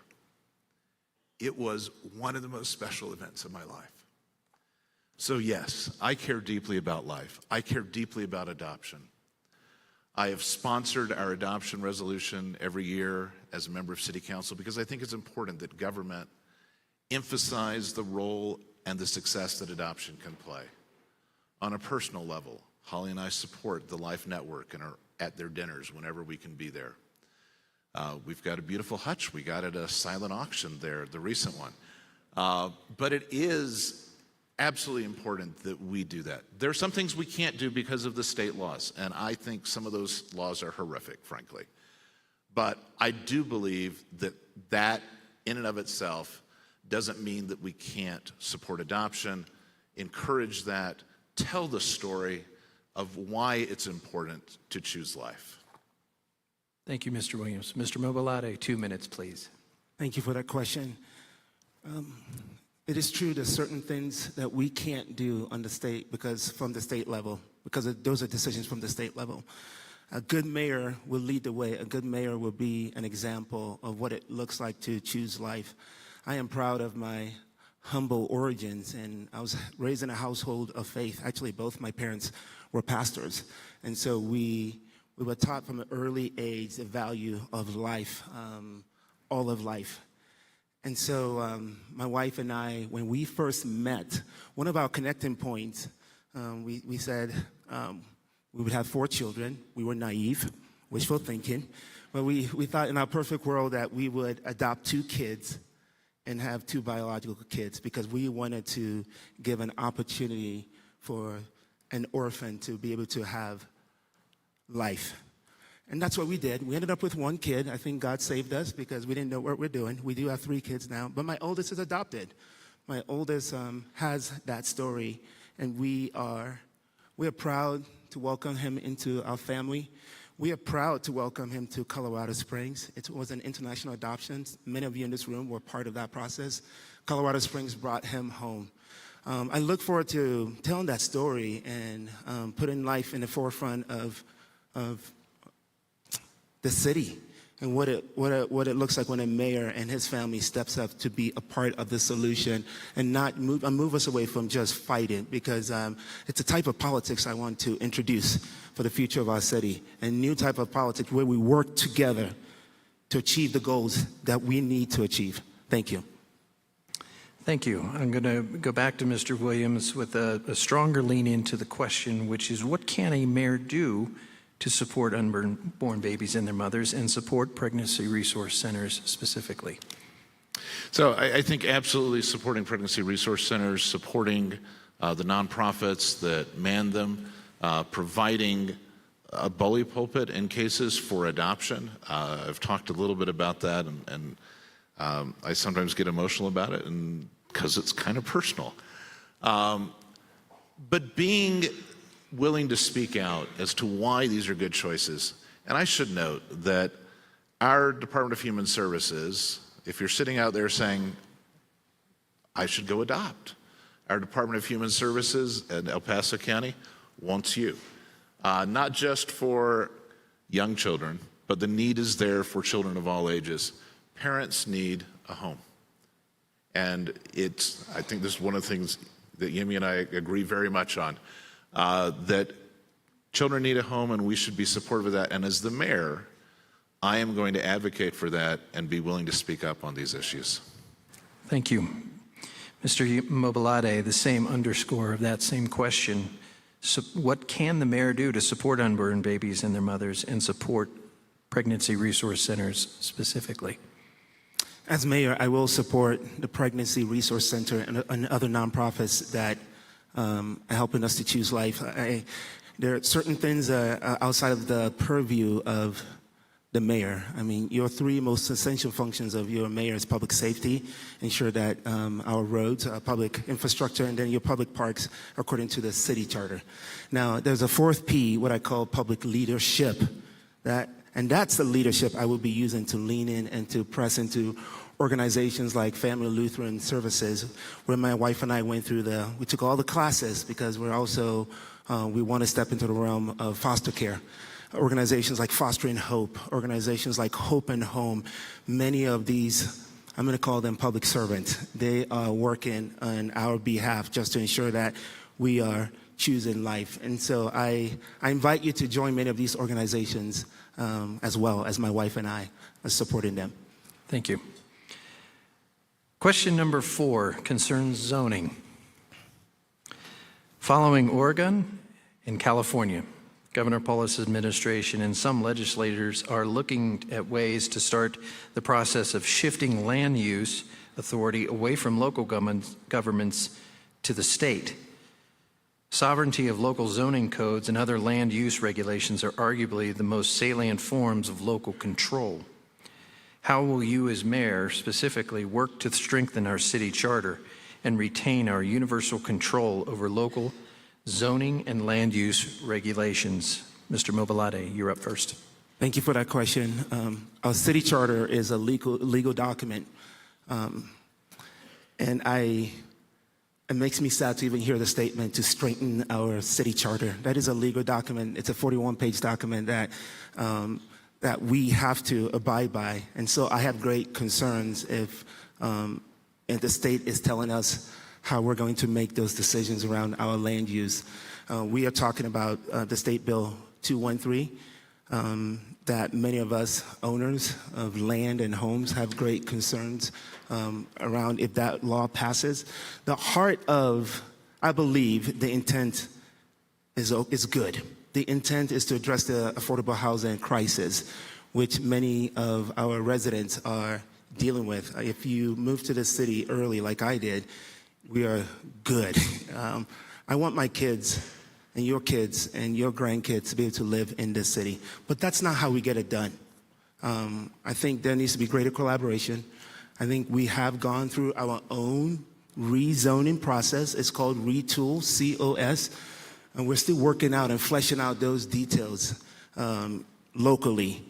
And that's our starting point. And we have wonderful city council members in the House. And with your next mayor, we will be ensuring that as we activate Retool COS, which took us, by the way, 3 years to get to, that we are protecting the vibrancy of your neighborhoods.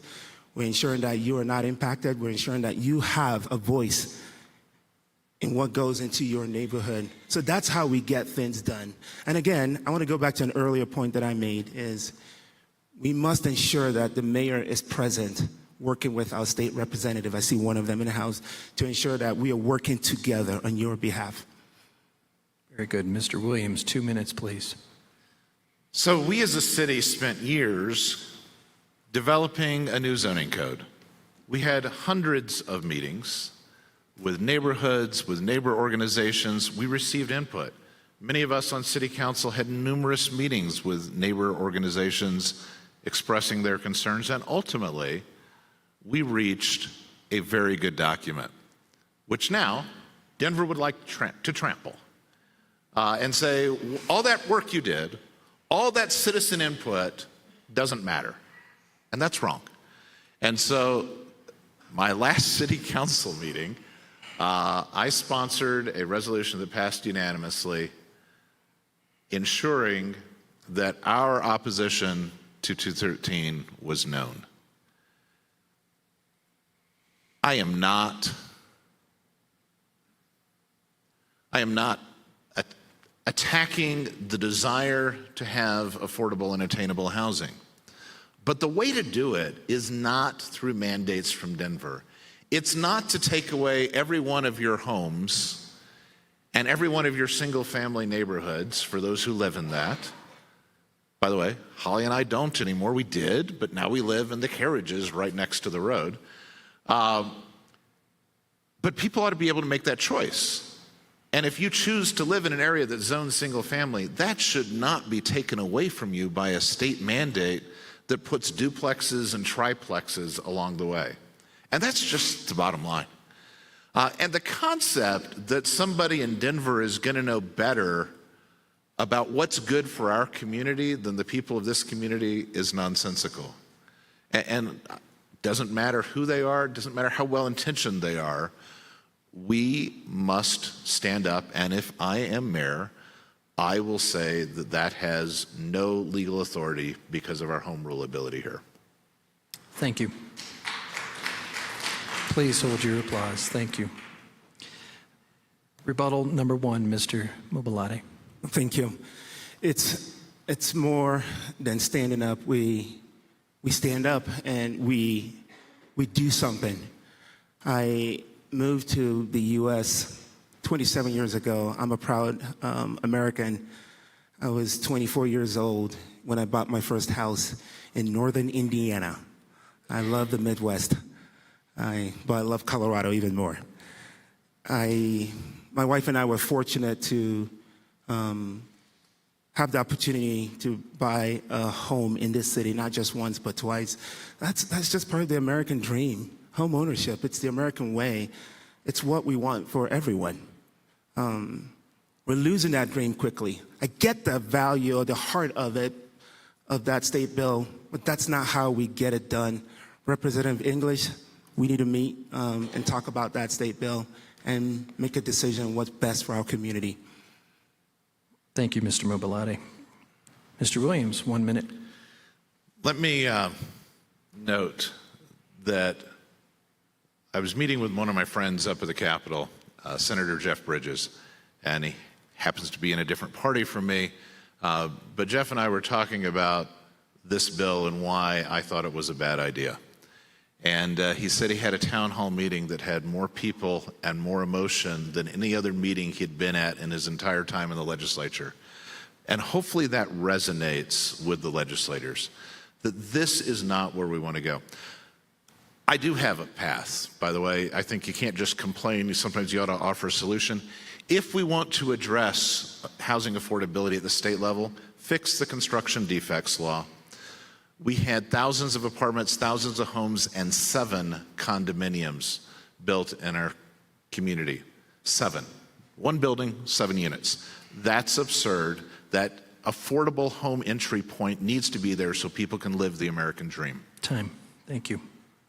Our 5th question revolves around equity, diversity, and inclusion.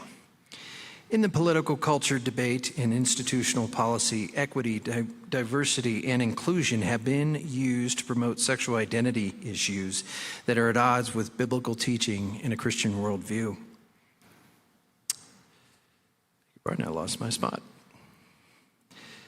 They've come to be treated as fundamental and absolute values.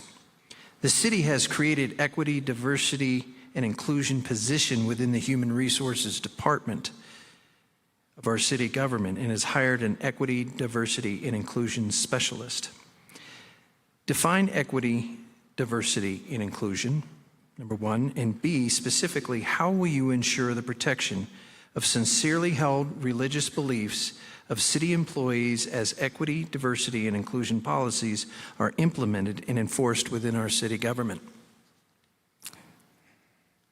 Her name is Danielle Somerville, and she works with the City of Colorado Springs as a diversity, equity, and inclusion staff member. And her job is to ensure that there is equity within city admin. Friends, I'm a West African immigrant. I'm a proud American citizen. I have worked hard to really enjoy the blessing of what it means to be American. I know what it's like to be on the outside and now on the inside. The heart of really the equity and the equity conversations and issues is to ensure that there's life, liberty, and the pursuit of happiness for all. I know there's some political confusion on both sides of the aisle as we use the word equity. I'm transcending that. I'm transcending that into a world where, bringing it now to why I'm running for mayor, is that we use government resources appropriately on your behalf, that you're not kept out of the decision-making table, that every neighborhood, every resident have equal access. It's the very essence of government, and that government should not be treated like a private enterprise. I'm a business owner.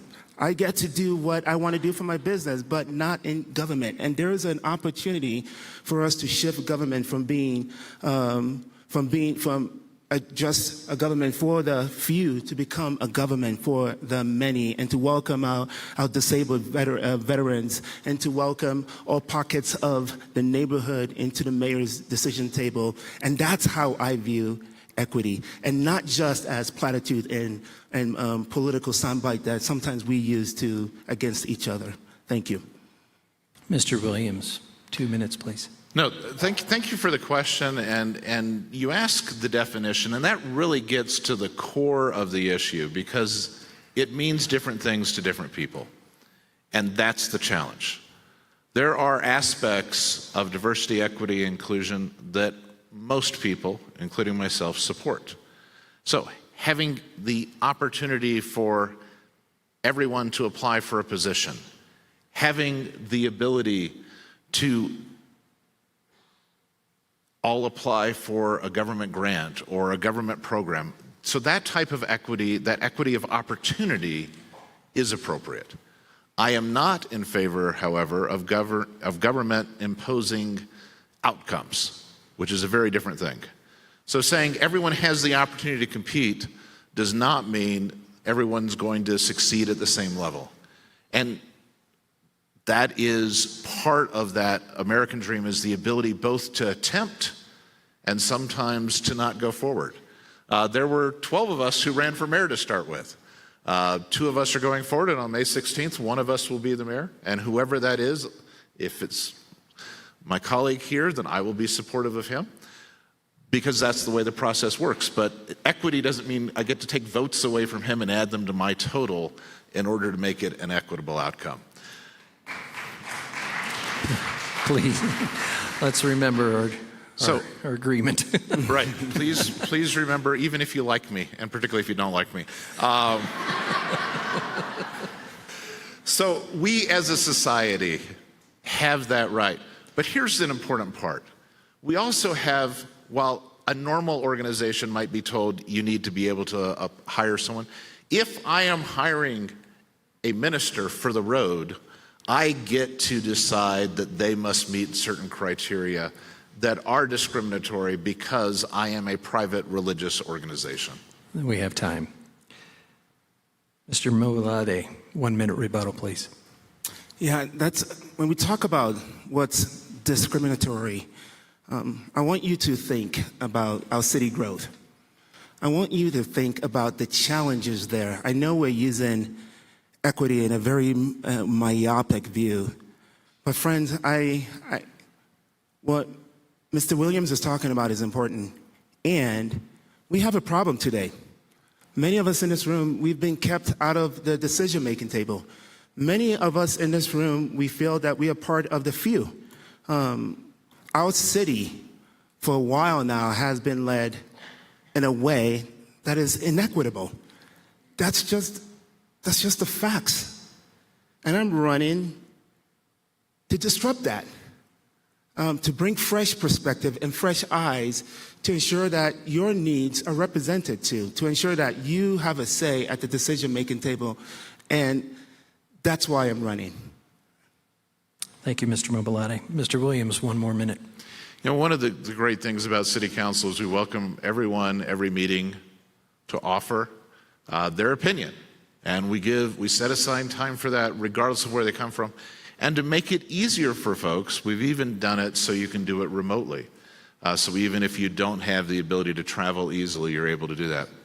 I would note, we also choose to start our meetings with prayer, and I see Pastor Jeff Anderson, who's done that before. Pastor Steve Holt's been here. We've had a number of religious leaders who've done that. But we want to include all faiths. And so, yes, we have had folks from other faiths lead us in prayer, because that's part of that inclusion of everybody. So it doesn't mean that we kick our religious beliefs out or refuse to talk about them. It means that we include everyone in that opportunity to participate in our city council meetings, and we welcome input from everybody. Thank you. A little more familiar territory here, gentlemen. Business and jobs. Both of you are on the record in support of a strong economic development. It's sometimes been cached as smart development. Define smart growth, and please articulate your unique priorities for the continued expansion of our Colorado Springs economy. Mr. Williams. Thank you. Smart growth is growth that pays its own way. So let me begin by stating that. Prior to the time I was on City Council, we did not collect public safety fees for development. One of the things that we did while I was on City Council is established a standard where every new development, even if it's infill, is paying an equitable share, we use that word equity there, to make sure that we address the needs for fire stations, for fire apparatus, for police stations. And that's a fee that we imposed. Smart growth also means that as we go forward, we're acquiring the water that we need to do. Because as a community, we live in a semi-arid desert. Yes, I know it rained a lot this week, but that's not the normal reality in Colorado Springs. And so if you've ever, well, I imagine all of you have seen Monument Creek and you've noticed the massive waves. No, we have a tiny creek that we live on. And so as we grow, it's important that we acquire additional water resources. So I've done two things that are a priority for me continuing forward as mayor. One of those is to impose a water resource fee on developers that requires them to pay us so that we can then go out and buy the water that's necessary for a growing city. We then negotiated an agreement with Bent County where we are able to acquire 15,000 acre feet, which is enough for 100,000 people, through a unique and innovative idea, which is to pay farmers to upgrade their irrigation system and then buy the water that's saved. So we still get the agricultural production in the Arkansas Valley, but we're able instead to bring those water savings here to our community so that we can go forward as well. Mr. Mobolade, 2 minutes, please. Thank you. Friends, growth is inevitable. I wish as a mayor could actually stop it, but legal, we can't do that. Every parent in this room understands that your kids are going to grow. But a good parent, and what we do is we want to nurture good growth. That is how I envision growth and development in this city. Right now, the criticism is fair from many of you as we've knocked on over 25,000 doors hearing from residents and I've attended 90 meet and greets. One of the main questions I hear is, gosh, our growth just feels it's uncontrollable. I ask yourself the question do you want more of the same? And so when we talk about smart growth, it's growth that is intelligent and it's growth that is sustainable. It's growth that is intelligent, that understands that our Our fire mitigation specialists need to be at the table and be at the decision table as we talk about development plans, and not just with words and ideas, but in practice.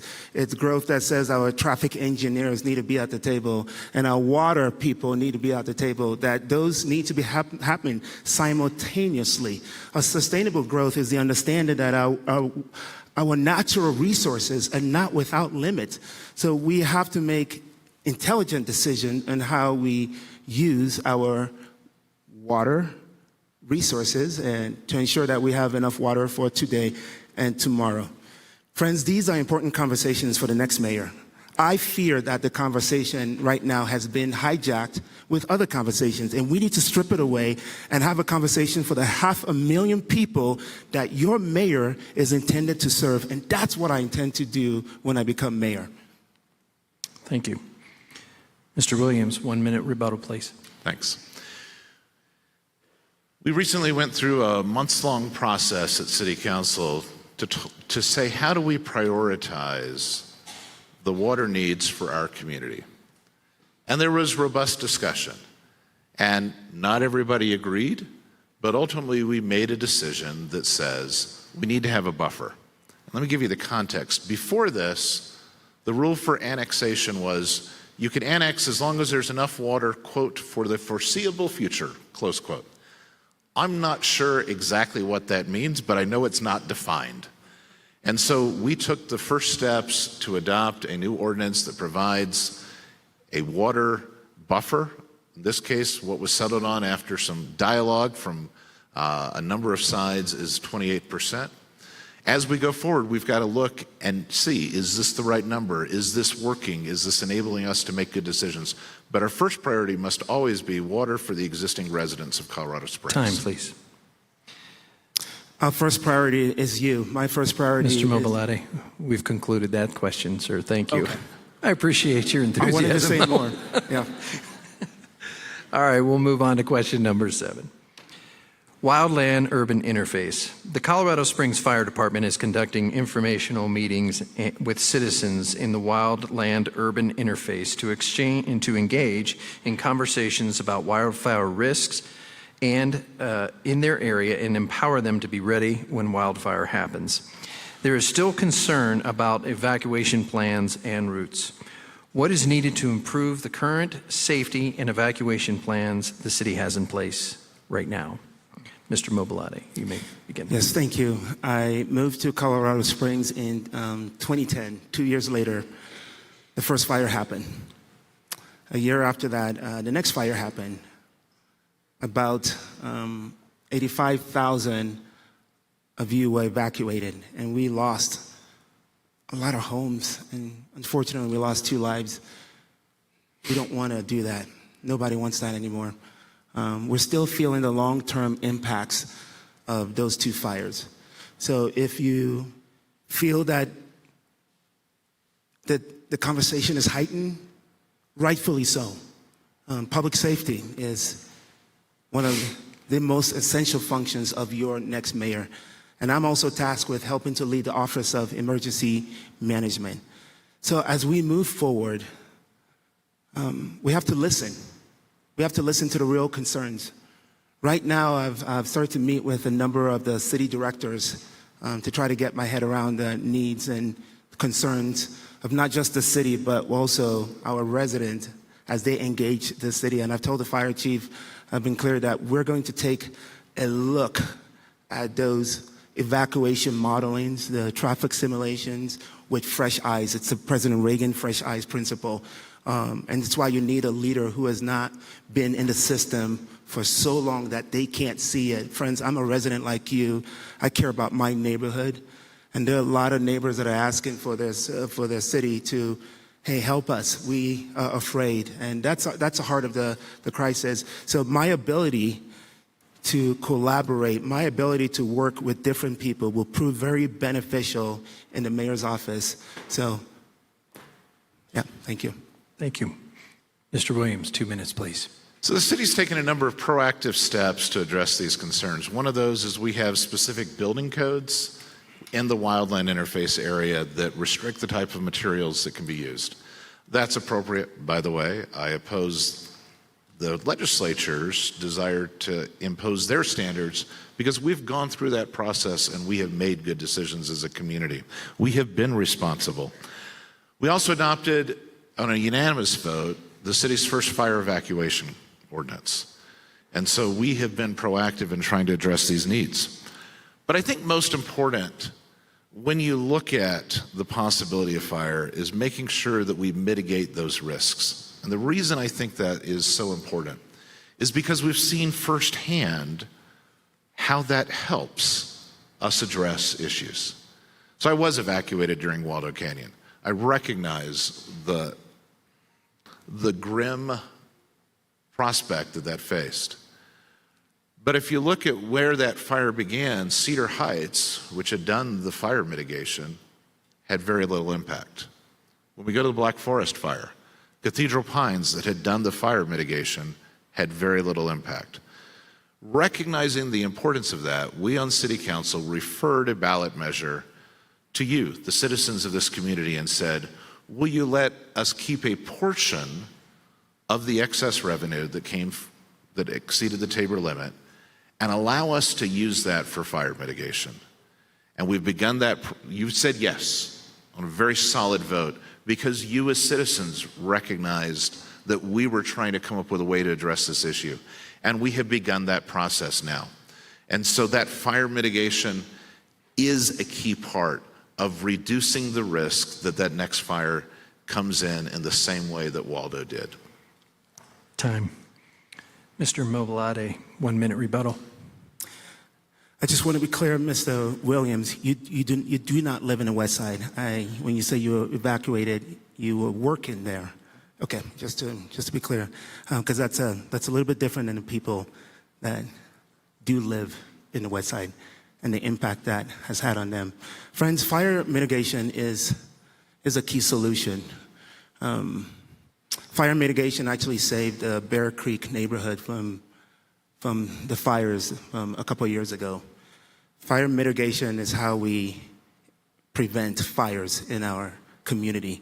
The 5% of that Tabor measure that you all said that the city can keep, that's not enough. If that's our biggest threat, why are we only using 5%? We need to increase that, and I fully intend to increase that because the fire threat is happening as we speak. Thank you, Mr. Mobolade. Your closing point, Mr. Williams. Thanks. To be clear, I was running an election as the clerk and recorder on primary election day, June 26th, when the fire came in. And we continued to make sure that everyone had the opportunity to vote. And then we were evacuated, and we made sure every ballot was counted, and we won a national award for those efforts because we made sure that all of those votes were counted properly. Let me talk about one of the other things that we've done. When both of those fires took place, we did not have a unified emergency management office. And one of the things the city and county have done together is now consolidated the Office of Emergency Management. We did that prior to COVID coming on board, which enabled us to have a better response. It enables us to address emergencies in a better fashion. And I think most people want government to work together and not to fight each other, particularly in times of crisis. Thank you, sir. All right, now comes the spicy part of our program. We gave the opportunity for each candidate to ask a question of the other. The recipient of the question will have 2 minutes, and then there'll be 1 minute each back and forth. The first question comes from Mr. Mobolade to Mr. Williams. Since you joined City Council, the average new mortgage in Colorado Springs has doubled. It is now more difficult for a middle-class family to purchase a new home in our city than it is in Denver or Boulder. Given that this problem has only worsened over the last 4 years, how can voters have trust that you will be able to turn around affordability challenges? Thank you for the question. We have taken a number of steps. And yes, it is true that interest rates have gone up. And it would be naive to assert that the mayor of Colorado Springs controls national interest rates. It would be naive to assert that the mayor of Colorado Springs controls building materials costs. What do we have control over? We have control over a regulatory process. So we have the lowest, if you compare every building, regional building office or city building office, we have the lowest costs on the Front Range. We have control over how we tax issues, which is why I helped lead a city council initiative with a lot of the colleagues who are here today to eliminate and to rebate the sales tax on building materials for affordable and attainable housing. So there are things we have control over. But if someone is up here saying they will fix everything in the world, I would be amazed. What we can do, though, we shouldn't say because we can't do everything, we should do nothing. And so I referenced the new water resource fee that we established. But again, we established a fund that addresses covering that for affordable and attainable housing. We've added over 1,000 units of affordable and attainable housing each year that I've been on City Council. Is there more that needs to be done? Absolutely. I want to continue that process. One of the things we have the opportunity to do now is to work with Proposition 123 that was passed by you, the voters of this state. The initial estimate, I believe, is about $178 million for the first half fiscal year that will enable us, that will be distributed once the state makes its decisions to how those processes will be done, and I intend for our community to be accessing those funds and using them to the fullest extent possible. Thank you, Mr. Williams. Mr. Mobolade, 1 minute, please. So, Mr. Williams, the heart of my question is accountability, because many of the numbers are trending in the wrong way. When it comes to Colorado Springs becoming like Denver or Seattle, I have concerns that many of these numbers trended in the wrong way under your watch, and with many of the things that you said you will do or have done. Our housing affordability index when you took office was 70%. Now only 18% of homes are affordable. Homicides are now 125% in that time period. So when it comes to, friends, when it comes to the leadership of your future, I ask you if you want the same old. I think Mr. Williams would do okay. But I ask you, do you just want the same old? Or do you want a leader who brings fresh perspective and his business, nonprofit, and civic experience to solve these problems? Thank you, Mr. Mobolade. Mr. Williams, one final rebuttal. It's exactly that fresh perspective that enabled us to take these innovative steps we had never done before as a city, working with the Affordable Housing Collective and seeking their input and implementing that input by eliminating the sales tax on affordable and attainable housing. That had never been done before. I know there's a couple commissioners, state legislators here. I urge you to consider that at both the county and the state level as well, because that sales tax, that sales and use tax that's paid on those building materials is paid by everyone.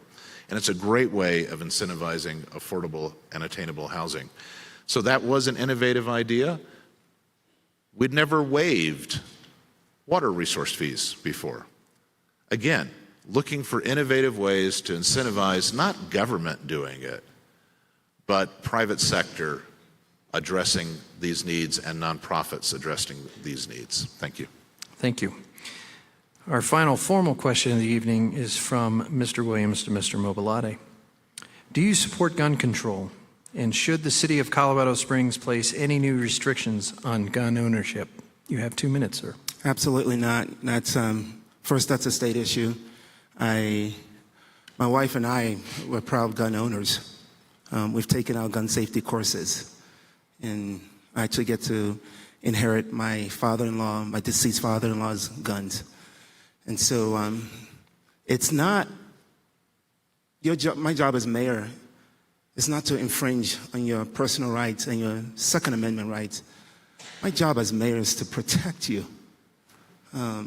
is to make sure your families are safe, is to address the workforce problems we have within the Colorado Springs Police Department, and the fact that morale is low, as I'm learning from many of our law enforcement women and men as I meet with them.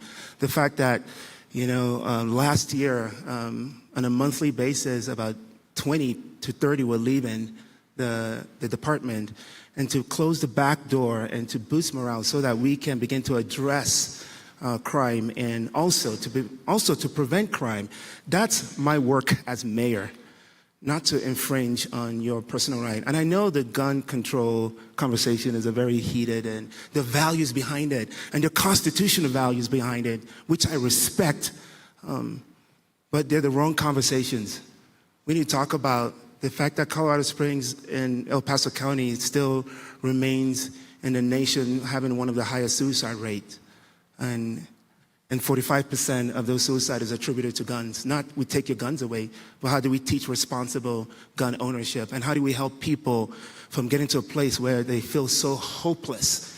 And that's the pastor side of me that makes me feel so sad that people feel so hopeless that that's the only option that they feel. And that is the work I want to lean in as mayor. Mr. Williams, your rebuttal, please. I support Heller. I believe the Second Amendment is a right that accrues to individuals. And when the state adopted a new law, despite my testimony against it, by the way, that allowed every single special district to regulate gun ownership and gun possession, we responded at the city of Colorado Springs, and we stood up for those Second Amendment rights, not just by saying we don't like it, but by changing our rules so that our special districts don't have that ability. And that type of leadership, that way of addressing an infringement on our rights, is the thing that I will continue as your next mayor. I will note that we didn't stop there. The county commissioners then followed suit and did the same thing. So here in our county and our city, special districts don't have that ability. And so you don't have to wonder as you're going along a trail, when are you allowed to carry and when not? Mr. Mobolade, 1 minute, please. Your final rebuttal. I join Mr. Williams in some of those efforts. Again, it goes back to a mayor who's present, a mayor who's proactive. Friends, when we talk about the stuff and the issues coming from the state, ask yourself, how do we get there? Perhaps there's an opportunity for us to be present, to show up. Sally Clark will often say that if you're not at the table, you're on the menu. And these questions are about us being on the menu, and we need to be at the table. Representative English, we will be meeting. I don't know why some of those things are not happening right now. I don't want to be a reactive mayor. I want to be a proactive mayor. And yes, that includes protecting your rights as well. Thank you. Thank you very much. I'd like to give you each 2-minute closing argument to the audience here and on radio. Mr. Williams, you first. So I want to thank all of you for attending both live and remotely, for listening in, and for caring about the future of our city. My name is Wayne Williams, and I'm asking for your vote. I recognize that we have a great community, and we've been making great progress. I want to cite some of that just a little bit here. So our last jobs numbers just came out for the first quarter. The state of Colorado lost jobs. The Denver metro area lost jobs. We increased by more than 1,000 jobs in the Pikes Peak area. I believe we need to continue the process and continue the progress that we've been making. I do have the experience to accomplish that. I've talked about some of the innovative ways that we've addressed issues. I'll point to the Pikes Peak RTA, an innovative idea to bring communities together to address transportation needs, and different than a lot of government, actually tell you what we're going to do and put it in that ballot. And I know some of you were annoyed how long that ballot language was last fall, but 79.5% of you said yes, because we actually delivered on the promises made, and I will continue to ensure that we do that we address our critical roads and water infrastructure, that we address public safety. I'm honored to have the support of the firefighters and the Police Protective Association. I want to make sure that we continue to address our economic vitality. We are on the right track. And when you're on the right track, it's not time to switch to an uncertain future. I offer an opportunity to continue the progress we've made with bold and innovative ideas, some of which I've talked about here today. I appreciate all of your attention. I appreciate, again, those who've hosted the event. Dirk, thank you very much. And again, thank you to Holly for her support throughout all of this long campaign. I very much appreciate it, dear. Mr. Mobolade, 2 minutes for your closing argument. First of all, church, thank you for showing up, and I ask you to keep showing up. Dirk Hobbs, thank you. Pastor Steve Holtz, wherever you are, thank you. Pastor Steve was generous to have some of us candidates actually had a men's breakfast to pray for us, which was just an honor. Friends, we've talked about a lot of issues, important issues, close to many of our hearts. If you're okay with the progress that we've made, yes, please, I ask for you to vote for Mr. Williams. But if you feel that perhaps there's something more that could be done, you're tired of the same old, you're tired of being left out, I ask you to reconsider. Friends, your ballots are in the mail. Actually, you've received your ballots. Yeah. And maybe you have not voted. Let me tell you what's on the ballot. It's a difference between a city for the few and a city for the many. It's a difference between special interest and your interest. It's a difference between status quo and hard work and innovative solutions. It's a difference between mudslinging and optimism. And it's with that optimism that we can tackle any challenges that are ahead of us. Yes, the problems are tall, but it's nothing we can't solve with strong and collaborative leadership that puts our families first. And I'm going to close with the words of President Reagan when he first ran for governor of California. Quote, he says, "I am not a politician. I am an ordinary citizen with a deep-seated belief that much of what troubles us has been brought by career politicians. And it's high time that ordinary citizens brought a fresh air of common sense thinking to bear upon these problems." And that's who I am and why I'm running. And I appreciate your vote. Thank you. Thank you very much. Ladies and gentlemen, Mr. Wayne Williams and Mr. Yemi Mobolade.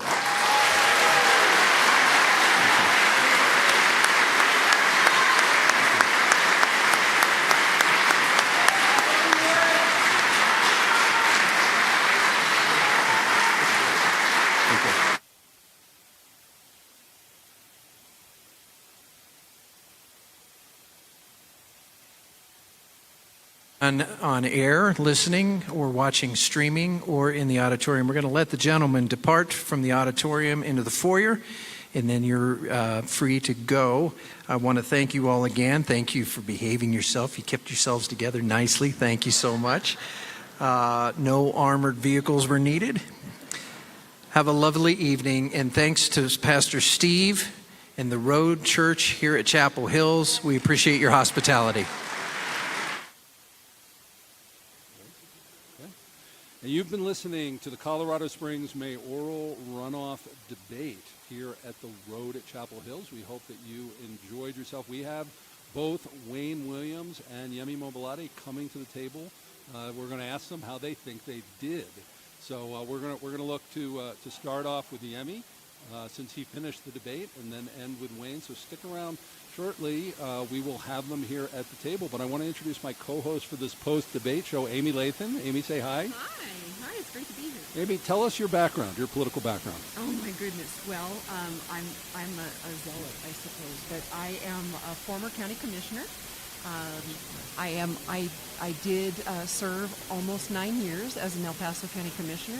I also ran for mayor at one point, and so definitely understand what these two gentlemen are going through right now, and have a great deal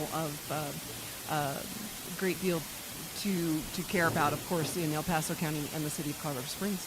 Okay, and how do you think the debate went tonight? I thought it was very good. I thought it kept running very smoothly. The candidates had good time to give their answers. And sometimes we don't see that in debates, as you well know. And so I think it went very well, and the questions were certainly relevant to some issues that people are concerned about. Okay, well, thank you. So Amy's going to be co-hosting with me for the next hour or so, and we're so happy to have mayoral candidate Yemi Mobolade here at the table with us, fresh off the stage. So Yemi. It's a joy to be with you guys. Thank you. Thank you So, for having me. How'd you do? You know, I'm my own worst critic, so I always say that I didn't do as well as I think I did, and then people tell me, actually, you did well. So it's hard to know right now. You guys just caught me fresh off the stage. We did. So, from tonight's questions, what were the ones that stuck out to you tonight? Do you remember? I know we can go back. Yeah, there are a lot of there are a we lot had religious of freedom, collective bargaining, right. Zoning, gun rights, right. There were a lot of centers. Yeah, there are a lot of important questions, and questions that many of our residents are asking today because they feel like their values are being trampled upon.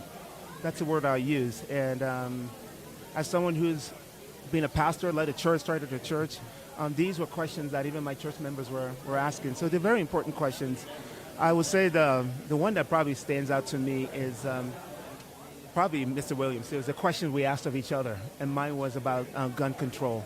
And so that one was because you don't know what's coming your way, because we haven't seen neither one of us seen the questions we have for each other. So you're probably quite familiar with one another, though, after being on the campaign trail for quite some time. Yes, we are. Actually, the 12 of us that ran, and about 5 of them are actually here today. In a weird way, the people you're competing against, you become friends. I saw Callan today, I hugged him, and it was like a reunion. And so, yeah, we've not only become familiar with each other, and we've become friends. And Wayne and I, we've told each other, regardless of who wins, we would support each other. Good. Yeah. Okay. Well, I'm Chaim Goldman, the Watchman. You're listening to the mayoral debate post show, and we have mayoral candidate Yemi Mobolade here. What has it been like being on the campaign trail? He's one of them. Hey. What is it like being on the campaign trail? When did you start your campaign? Oh gosh, a year and a half ago. Actually, it started 2 years ago with a prayer gathering with about 70 friends. That came around my wife and I and prayed for us, and that was a pivotal moment. And that room, it's exactly what my campaign looks like. It was 5 pastors, it was government officials, it was business leaders, it was this incredible cross-section of our community. And I remember thinking, wow, this is the future of our city, that we come together to pray. We came together to worship, and we came together, they were praying for me. And I asked the group, I said, I know you're here to pray for my wife and I, but let's pray for the city, because that's really what this is about. So yeah, we've been doing this for probably almost 2 years. It's been an incredible ride, and I am tired and energized at the same time.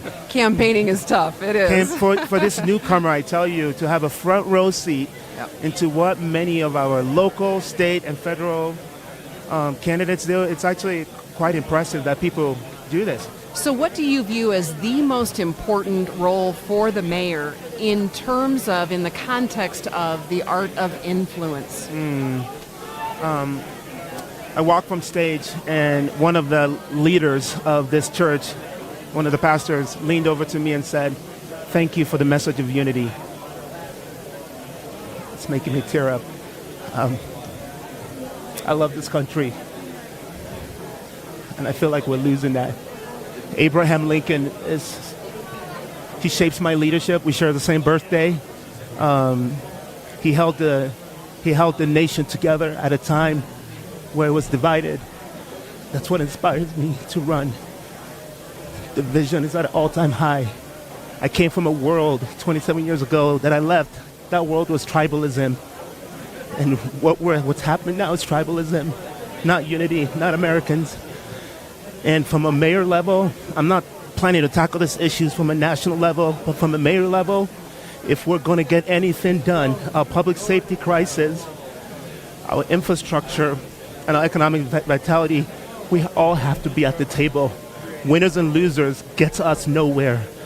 And that's what a mayor can do, and we can be an example of what good politics look like, and Washington can learn from us. So what do you believe is the most divisive issue in Colorado Springs specifically right now? I wouldn't say that there's any divisive issues. I would say what makes every issue divisive is politics. So you take any issue, you drop politics into it, boom, we're divided instantly. And it makes all the issues divisive. So none of them are divisive in itself. They're important issues to our families. I think about my family and my safety these days. Man, we it's never been. I mean, it's at the top of our minds, and so we're thinking about safety and who's helping us, and if we call 911, will somebody show up? These are all important issues, but when we start to bring politics into it, boom, we're done. Okay. Candidate Yemi Mobolade, thank you. Thank you for having me. Mayor. Thank you for the debate tonight. Right. Thank you for being with us here on Salem. Thank you so much. Bless you both. Okay. Enjoy the rest of your campaigning. Thank you. Blessings to you. Is this live? Yes, this is live. Live stream, radio, everything. So thank you. Thank you. Okay, next up, Wayne. Wayne, please join us.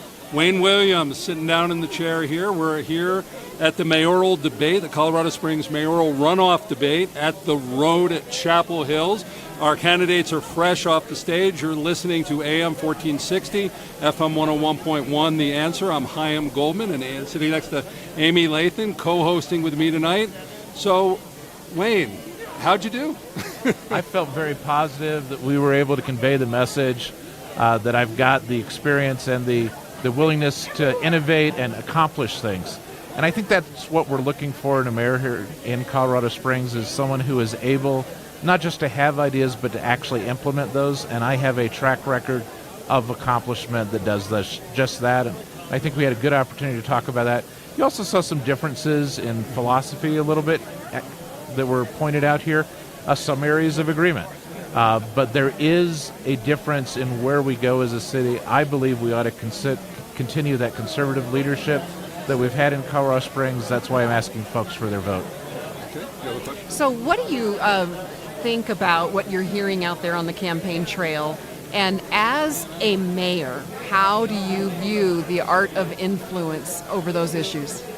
So as I'm out on the campaign trail, I'm hearing all sorts of points of view. And one of the things we've done at the city, just like when you were a county commissioner, Amy, is making sure that everyone has the opportunity to express those views. That's part of the process. Ultimately, though, government is more than just about an open mic forum. It's actually about coming up with a solution. It's balancing a budget. It's making tough priorities. It's choosing to fund public safety, as I have done as a member of City Council, where we've added 62 new police and 66 firefighters and 3 new fire stations. It's actually getting things done. And that's, I think, one of the major differences is I've got that record of doing it. So how has the campaign been going? And what's different about running with 12 people and 2 people? How have things shifted? Well, one of the ways it shifted is you now get to speak a lot more at a forum. Because before, when you had 12 candidates and each one has a minute, then you've got maybe 5 minutes you're talking the whole night. Total content. So my throat gets a little drier under these circumstances. But I think one of the other ways is it's really kind of defined where we are.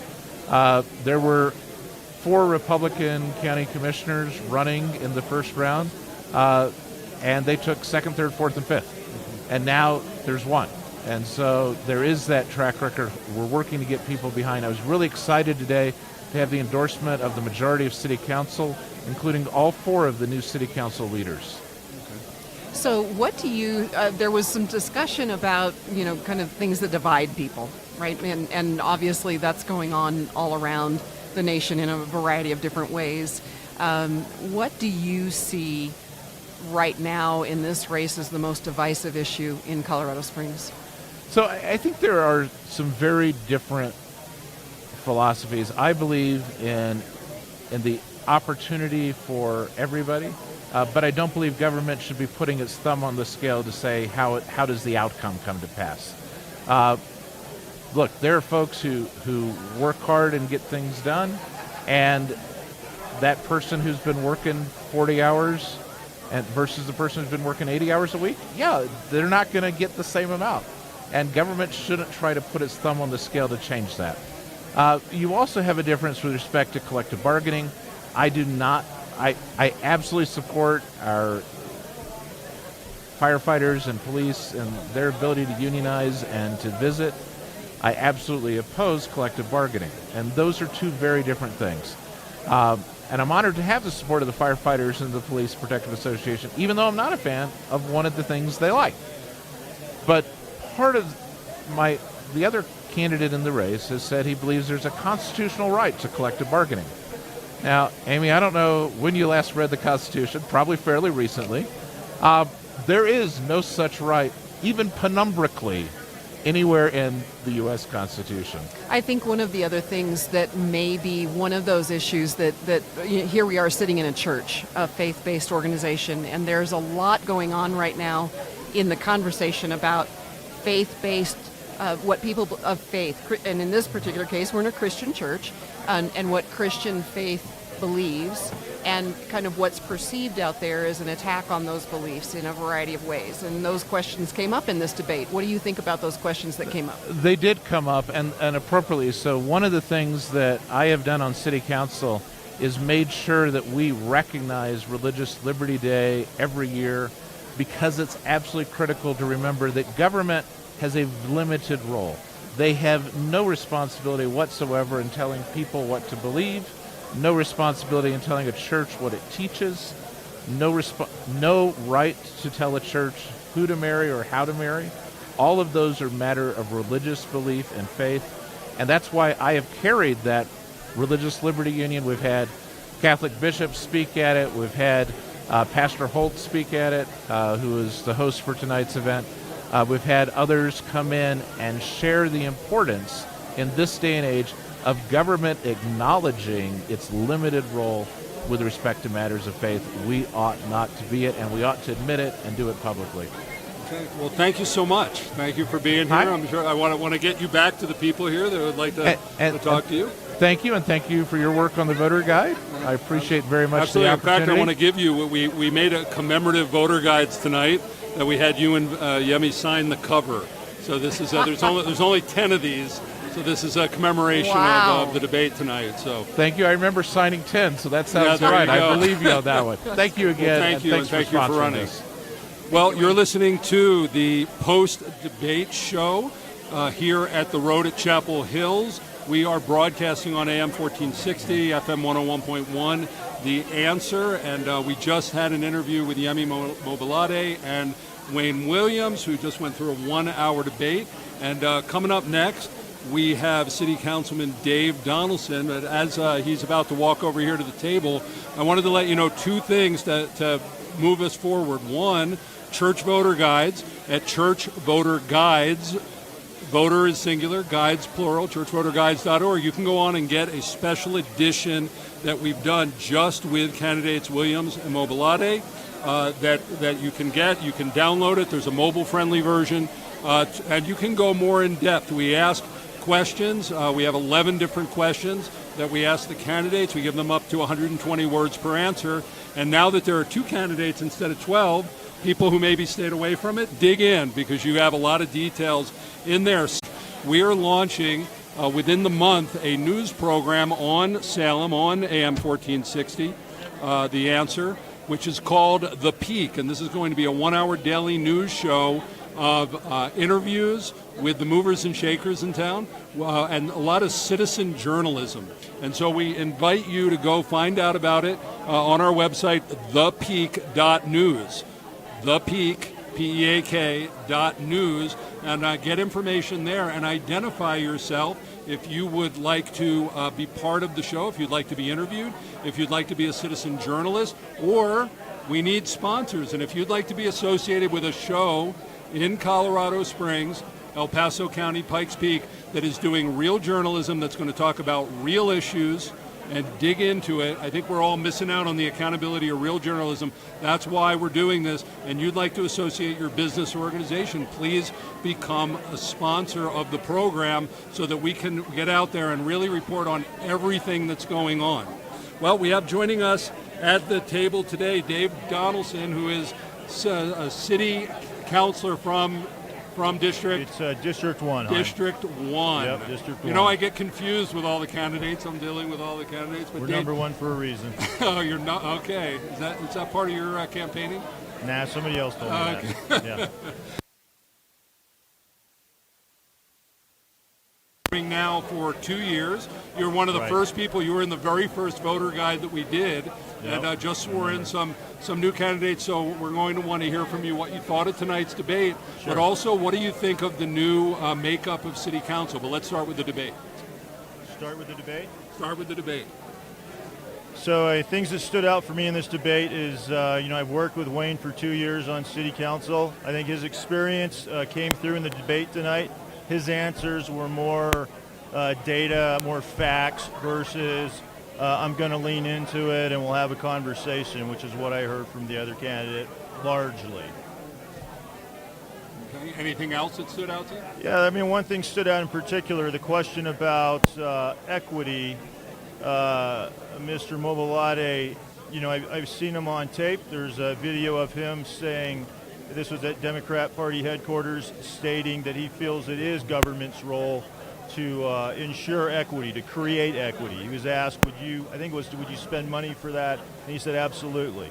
Tonight, he danced around that. And he said he would transcend equity. He's going to transcend it. I don't know what that means.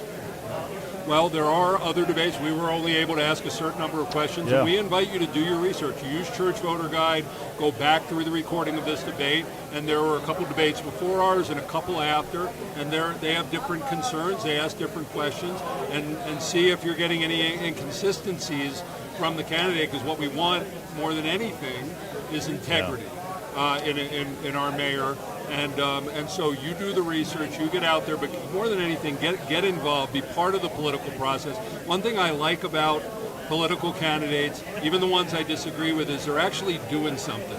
They're getting out there and doing something. Yeah. And even if I disagree with them on policy, they do seem to love the city. They want to make it a better place.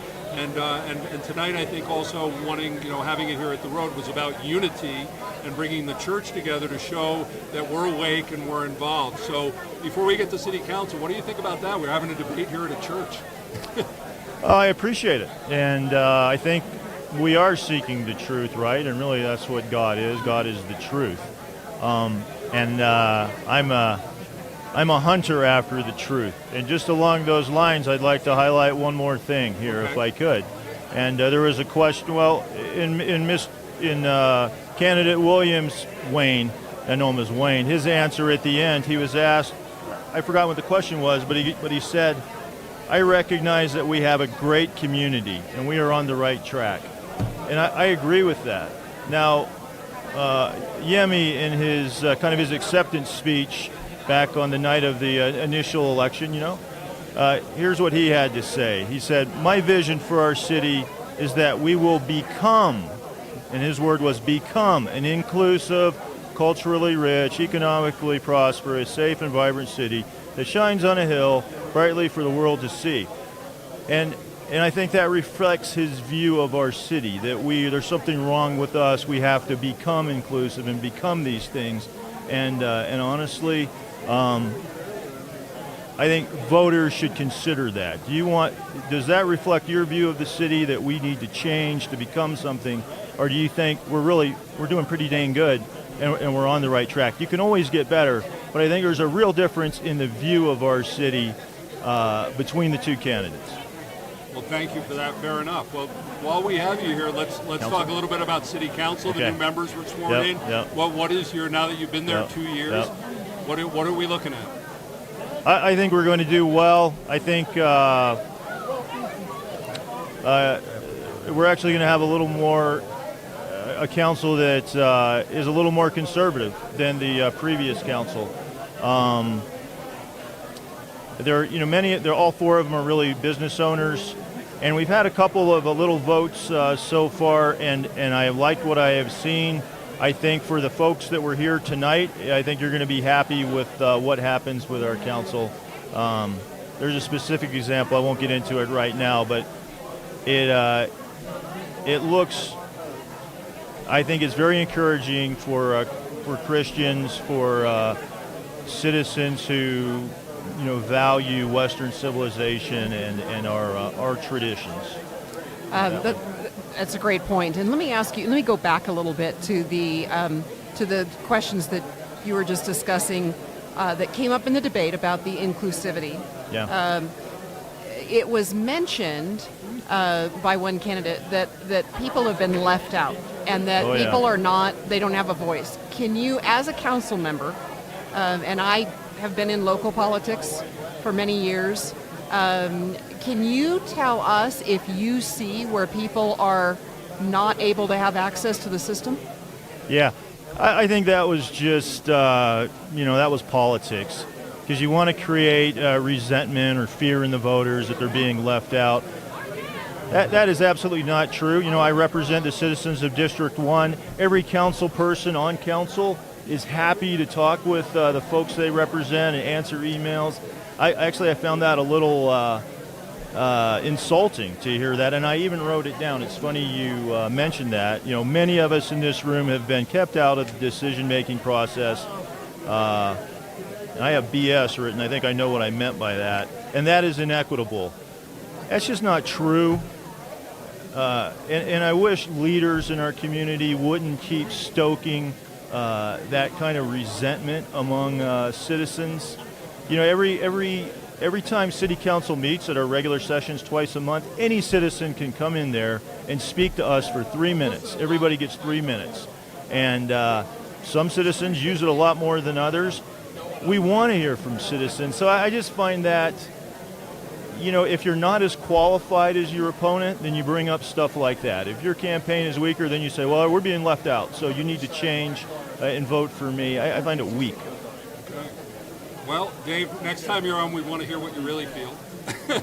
Hey, we love Dave. We need to speak straight. But there you go. I thank you. Thank you for your service, and thank you for coming on the program today. Thank you for what you do, Heim. Okay, absolutely. God bless. We're getting Dirk Hobbs. The moderator, Dirk Hobbs, is coming up to the mic. We are here at the Colorado Springs mayoral debate. We also have Jim Miller, who you may know as Just a Guy, is a mayoral candidate. We're going to be bringing him up next. And Jim is going to talk straight. That we can guarantee. Jim's going to talk straight. And then Regina English, House District, I believe, 17 rep, is going to be joining us here. So if you don't like what you're hearing, you think we're trying to get a balance here of people on different sides, but we want people to speak the truth, right? That's why we're doing this. That's right. That's why we're here. We're supposed to be news. We're supposed to let you decide. So again, we're here at the mayoral runoff debate at the Road.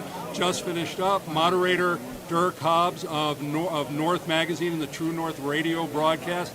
How do you think it went, Dirk? Thank you, my brother. Well, hey, we got through it. We got through it in 47 minutes. Or excuse me, an hour and 2 minutes.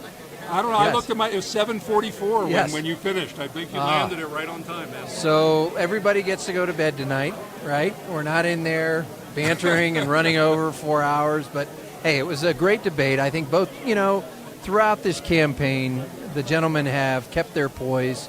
It's been very civil. And it's just good to see that process unfold. And I think the questions tonight were designed to get them to think a little bit, right? So most of the debates have carried about water, public safety, all very important things. However, the discussion I believe this audience wanted to hear was, where's your heart? Where's your soul? Where's your mind? And how does that all connect in the political arena? So that was There were a lot of heads nodding around where I was, and I believe that they really appreciated those questions that you were asking. Good. Because indeed, as a candidate and as a policymaker and elected official, people do want to know what makes you tick. That's correct. Where is your heart? Where is your soul? And you may not have policy authority, so to speak, over a particular issue, or you may have limited authority. But where's your heart? What makes you think? Yeah. And what causes your decisions to be made? Where does that come from in one's mind? Very good. Yeah. Very good. Yeah, and I think we got that from both of them to some degree. Again, we tried to avoid the pablum that's been going on with the water discussion. I think they've discussed that so many times that we've exhausted the topic, and they've become just talking points. So our selection committee for the questions really did a deeper dive and said, let's find out how they work, really under the hood.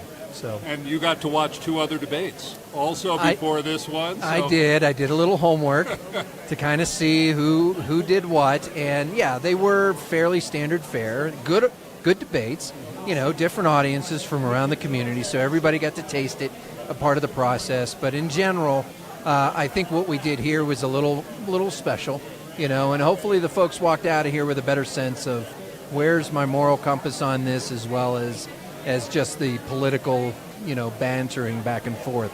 How do you feel about a faith-based organization, a church? We're in a Christian church right here, hosting something like this, and what have you heard from people? Because I've certainly always been of the mind of, Separation you jump of church and state? No, you jump in with politics and religion Very good. because they affect your life.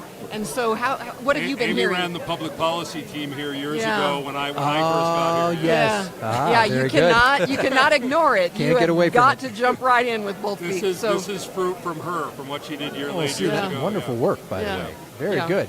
I think it's important. I think ill-informed Christians are dangerous as those who are maybe not in lockstep with our belief systems. So I think it's very, very important to educate and to showcase candidates in front of those audiences. Clearly, neither one of them were fearful to have the conversations around life or around zoning or any of the business issues, but life and certainly our religious freedoms. I think they attacked those to some degree. I would have liked to have seen a little more depth in those questions, but those are hard to do. But I applaud the road at Chapel Hills. I applaud you guys for what you do and the amazing work you do with that church voter guide, man. Thank you. Nice work. Would you agree that a silent Christian is equally as dangerous? A silent Christian? Yeah, don't be silent. Speak up. I think you need to speak your mind. Yeah, I really speak up. do. I mean, we have the power of the vote, right? I mean, that's how we speak. And it's it'd be a shame for you not to come and hear and discern for yourself what they're saying. And like you and I were just talking a moment ago, how do these people tick in here? Right. Yep. Well, Dirk Hobbs, thank Appreciate you so you, much brother. for your awesome Thank you. moderation Yeah, well. tonight. Hope you Thank you. enjoyed it, and thank you for joining Always. us here on the broadcast. Appreciate you, Haim. Take care, guys. Well, this is Chaim Goldman, the Watchman. We're broadcasting on The Answer, AM 1460, FM 101.1, and Amy Lathan, former county commissioner, and lots of other things here in this city, as we just mentioned. When I got here a couple of years ago, she was running the public policy team. So this tonight really is the fruit of your labor that you laid here at the road. But coming up, now we got Jim Miller. Come on over, have a seat. Jim, yeah, come on, sit down. I don't know if you saw any of the forums when there were 12 when there were 12 mayoral candidates. I think you'll remember Jim. Well, Jim was up on the stage. And so this is Jim Miller. He ran for in that field of 12, and we wanted to get his opinion here tonight, what he thought about the debate. So what is this? Sorry. It just says former mayoral candidate. Former that's all it mayoral is. candidate. That's how he identified Or you can just himself. do the I'm just a guy, because that's He's all I am, right? He's the guy, just a guy. So how do you think the debate went tonight? Was it what you expected? I'll be straight. I was expecting Well, more. we're expecting you to be straight. I was Jim. expecting a lot more of a debate, all right? It seemed Right. like a little shallow pool, kind of hand slappy, splashy stuff back and forth. I've been waiting for a debate for how many months now? Am I 4 months of waiting for a debate? So what do you want to hear? What were the issues you wanted to hear? I want to start seeing people kind of start punching people in the throat a little bit more, and maybe a little more, toe chop in here, and really getting a little bit dirtier. Right. All right. Politics is filthy all the time, right? Let's start seeing some of the real stuff come out, because it's kind of like they're just kind of patting the rear and going, hey, good game. And they're just doing it a little bit harder than you would do it after a game of softball with your buddies for 20 years, Right. It just didn't seem as debatey. It just seems really like the same old stuff I'd seen for the last 4 months. Right, in the forums. So, Jim, what would you do about city government? What's the first thing you would change if you were there about city government? I would be much more cost effective and efficient, that's for sure, and crime would actually have some consequences. That's the definite things that I would be doing right now. All right. So do you think, we did set up a debate format. You saw that tonight. We had rebuttals. I don't know that anybody rebutted, anything. It was just another minute to talk about their points, and I agree with you. That wasn't but the candidates got to do that. But did you see a differentiation at all here tonight? Do you think that they stood out in any way? So, all right, Williams is a little more concise with a lot of his stuff and his responses. I got to give him his credit where his credit's due. He's much more concise. He knows where things have been going, where he wants them to keep going. He's much more concise on his answers. And to keep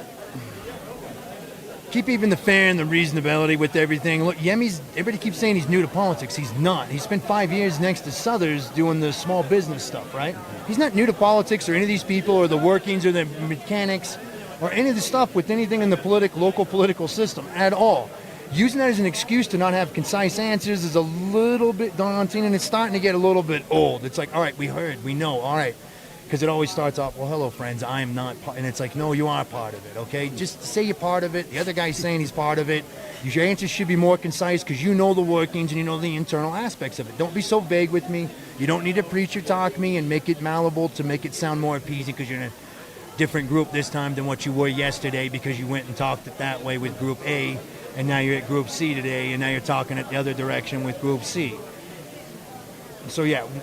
Wayne's more concise with his answers. Yemi's not new to politics, and you would expect with 5 years next to John Suthers' office, right? He's been telling us that, 2 doors down for, last 4 months? We know this. It needs to be more concise if he's going to be trying to be getting any kind of serious aspect. So, and I'll be frank with it too. This has come down like every other election. What is it? The lesser of two evils, right? I'm just some working guy. Nobody. Nothing significant or special about me, but what am I going to do?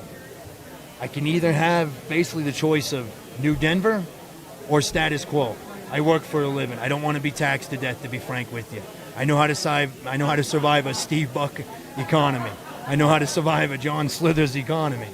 I can work every day and do that. So I think it looks like, for me personally, I'm going to stick with the Wayne Williams because at least I can survive that kind of economy right now. That's how it looks for me right now. So what do you say to people? I know there are people that don't like either candidate, right? There was a big field, and there's a significant portion of people who are thinking they're just going to stay home and not vote. What do you say to them, Jim? You had a lot of choices, everybody, not a month ago. You didn't participate enough then. Always remember this and never forget it. Local politics have a much bigger impact than state or federal politics because guess what? That's the roads you drive on, the stores you go to, the places you go to buy stuff, and that's your kitchen table at your house, the food you just bought in the town you're at. Local politics are much more important than any of the other ones, especially in a place that does have home rule authority where we can be our own government and be our own people and have our own freedoms and rights while we're here.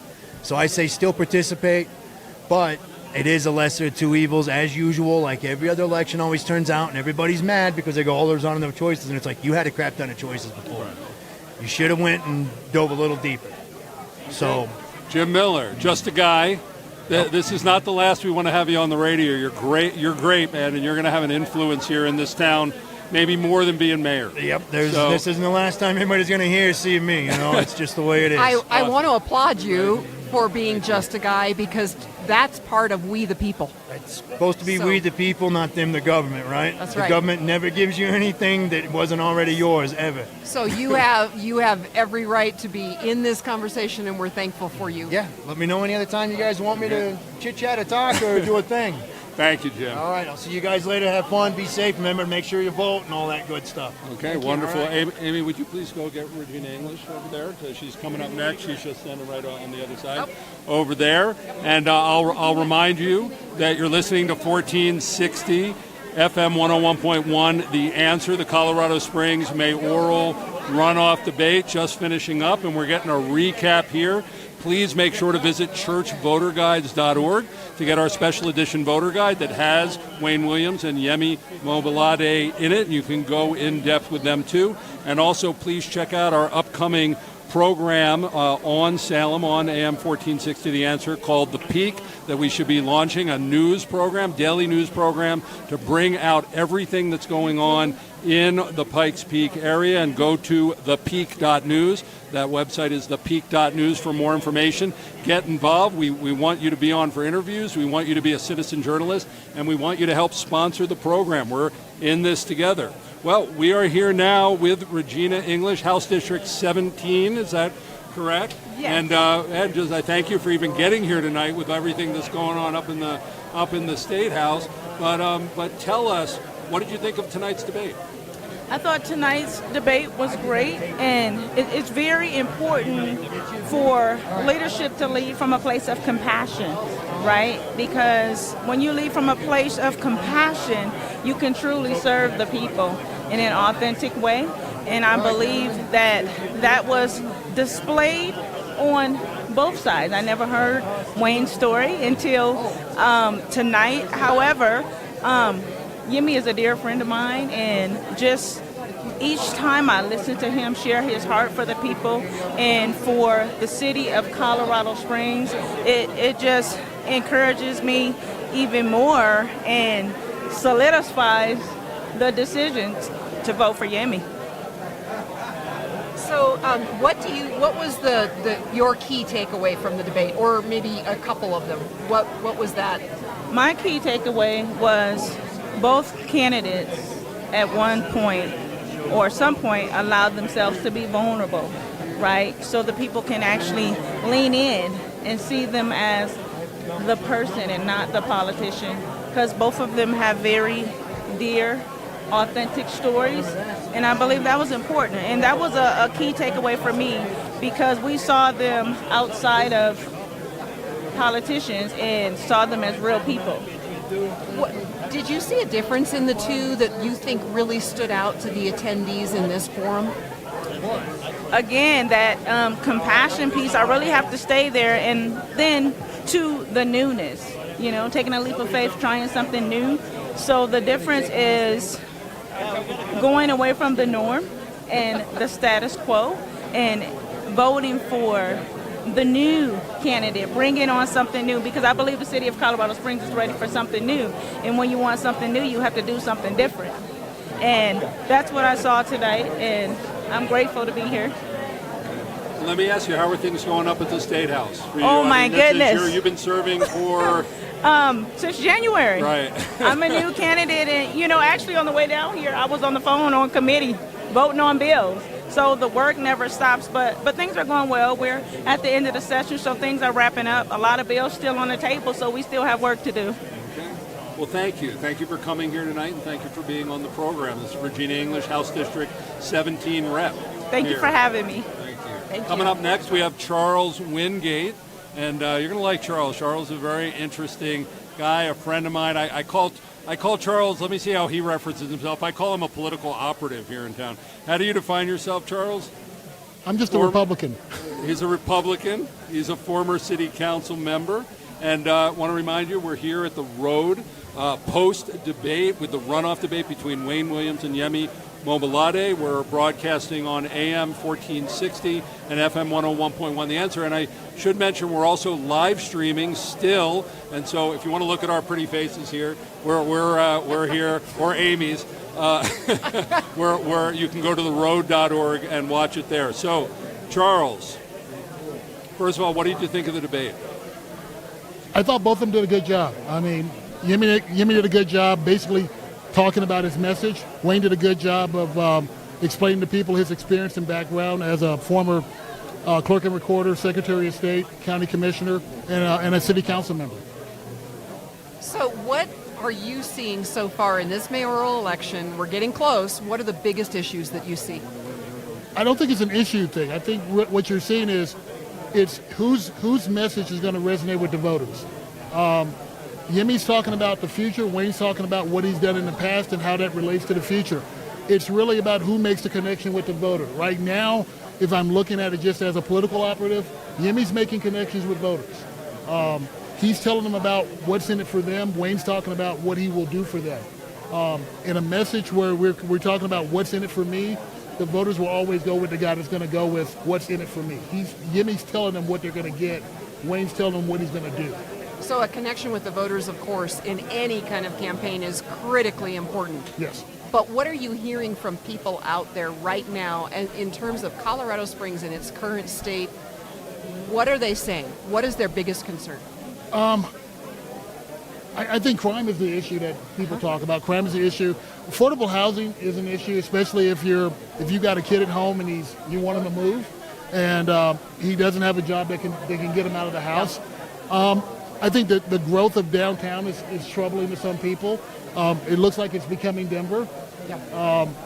Senate Bill 213 is an issue. How we're going to rechange our zoning laws to kind of to put multifamily dwellings in a single-family neighborhood. Those are real issues, and those are problems that the next mayor is going to have to confront those issues. So with those things in mind, then, how do you think these candidates differentiated themselves tonight with this group? I don't think they really made a difference. I did the same thing. It's I can't okay. say It's that all word. good. Can't say the word. I don't think they made a difference in terms of what they were saying. I think it was more of the style. It was more of a stylistic thing. Yemi, it's kind of got. I kind of compared to Kennedy Nixon. Wayne gave great answers. Yemi gave a better presentation in terms of how the optics of what he gave the voter. So if you like the optics of the debate, Yemi probably won it in your mind. If you liked the rhetoric of the debate, Wayne probably won it in your mind. So it's often said that two of the legs of a really good campaign are, one is the emotional bond, and you've talked about that, and the other is the pocketbook, right? Yeah. How are you going to affect the constituent who needs to check a box for you? So in those two ways, you've kind of said that maybe you think that Yemi has a lead on that emotional side, but maybe Wayne has a lead on the pocketbook side, perhaps, with just some of the more. Look, Wayne's a known quantity. He's been in electoral politics since 2002, and we've seen him as a county commissioner. You've seen him as a clerk and recorder. You've seen him as a secretary of state. So you kind of know what you're going to get with Wayne. Yeah. You kind of know what he can and cannot do as an elected official. He's the empty vessel. He's where all your hopes and dreams kind of go, but you haven't seen what he can do in the crucible of being an elected official, especially the mayor of Colorado Springs. Yeah. Charles, thank you. All right, you're welcome. Thank you for being on. Always a pleasure. Next we have, what are we doing?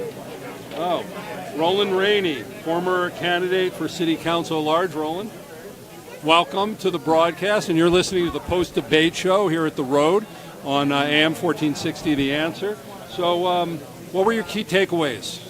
Key takeaways. You were running in this a little while ago, so you were in the thick of it. Yeah, definitely was in the thick of it, and understand campaign and forums and debates. I think my key takeaway tonight was really substance. That's the one key thing I can say is the biggest takeaway.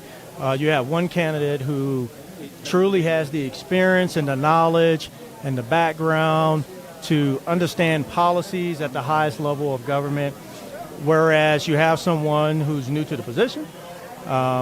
He's new to campaigning and understanding all the intricate pieces and problems and policies that's required to run this city. So what you heard from Wayne was a lot of hard, concrete policy direction, whereas the other candidate, Yemi, you end up hearing basically ideas of a new future for Colorado Springs. And I think for a lot of the candidates, not the candidates, but for a lot of the voters, that's the key there. The key is, do you want a new, different future with a different direction, or do you want to continue on a path right now that is moving our city in the right direction, even though we are still in the midst of massive growth and still trying to figure out a lot of the key problems with water, supply issues and housing. So do you think these candidates helped people to understand what a mayor can actually do to move those things forward? Yeah, I think what the key thing that you probably took away, a lot of people listening in took away, is experience is paramount. When you're talking about being the mayor, I like to refer to it as the CEO of a multi-million-dollar corporation. You have to come in with that experience and know how to work the interactions of state-level government, national-level government at times, and how to take that information, present it to the voters in a way that they understand it and not get lost in the jargon of it. Once again, you can always promise someone a better, brighter future. I'm hoping to have a better, brighter tomorrow. But will I do the necessary things to make sure that that actually happens? You have another question? Well, I was just going to... Amy, by the way, I'm co-hosting here with Amy Lathan, who's a former city council person. County commissioner. Excuse me, sorry. That's all right. Man, we my all mind's work together. scrambled. No. Former county commissioner. and who helped start the public policy group here at the Road that ended up in tonight's debate. Yep. So, you have And a so, question? I mean, it's really important when you're talking to a faith-based community like this to address some of those issues. And I thought some of those questions were very good to let people kind of see what these candidates believe. I've always been a strong believer in letting people understand what makes you think. Right. So what did you think about, how did they come off to you in terms of their personal decisions, some of those questions that were a little more on that kind of digging into their hearts, maybe if you want to put it that way, side? I'm glad you brought that up, because the one question when you talk about, digging at their hearts, which I actually got emotional sitting in the audience also, is when the question came up about abortion, and when the content was about pro-life, and Wayne sharing his story about being born to a 15-year-old who definitely did not have the skills or the financial means to be a mother, and put him up for an adoption. And then to have Yemi give his story about going out and also adopting a kid. If you want to understand the heart of a person, sharing a personal story like that lets you know exactly who they are. And I mean, let's be honest, Wayne sharing that story, I mean, he got choked up a little bit, because I think what he also may never take credit for, and maybe he's humble about it, think about that story and think about the fact that he was on the stage as a candidate for mayor of Colorado Springs. So when you talk about pro-life, that's the essence of it right there. No better example. No better example. Well, wonderful. Thank you for being on the program. Thank you for running. Roland Rainey, you thinking of running again for another? I'm doing a lot of reflecting right now, but and really peeling back the onion a little bit to see potentially what I can do. I'm always going to be an advocate for our city and our community, but I can tell you this. Roland Rainey will not be going anywhere. Okay, awesome. Well, we look forward to keep working with you for the good of our city and our Thank you very county. much. Thank you, Roland. Well, coming up right now, we have Randy Helms, City Council member. Hey. Hi, Randy Helms, District 2. Okay, Good evening. is that where we are? Is that We where are. We are. Yeah, We're in we are. District 2 right now You're in my because district. because Yes. we are here at the Road, just finishing up the mayoral runoff debate. So, what did you think of the debate?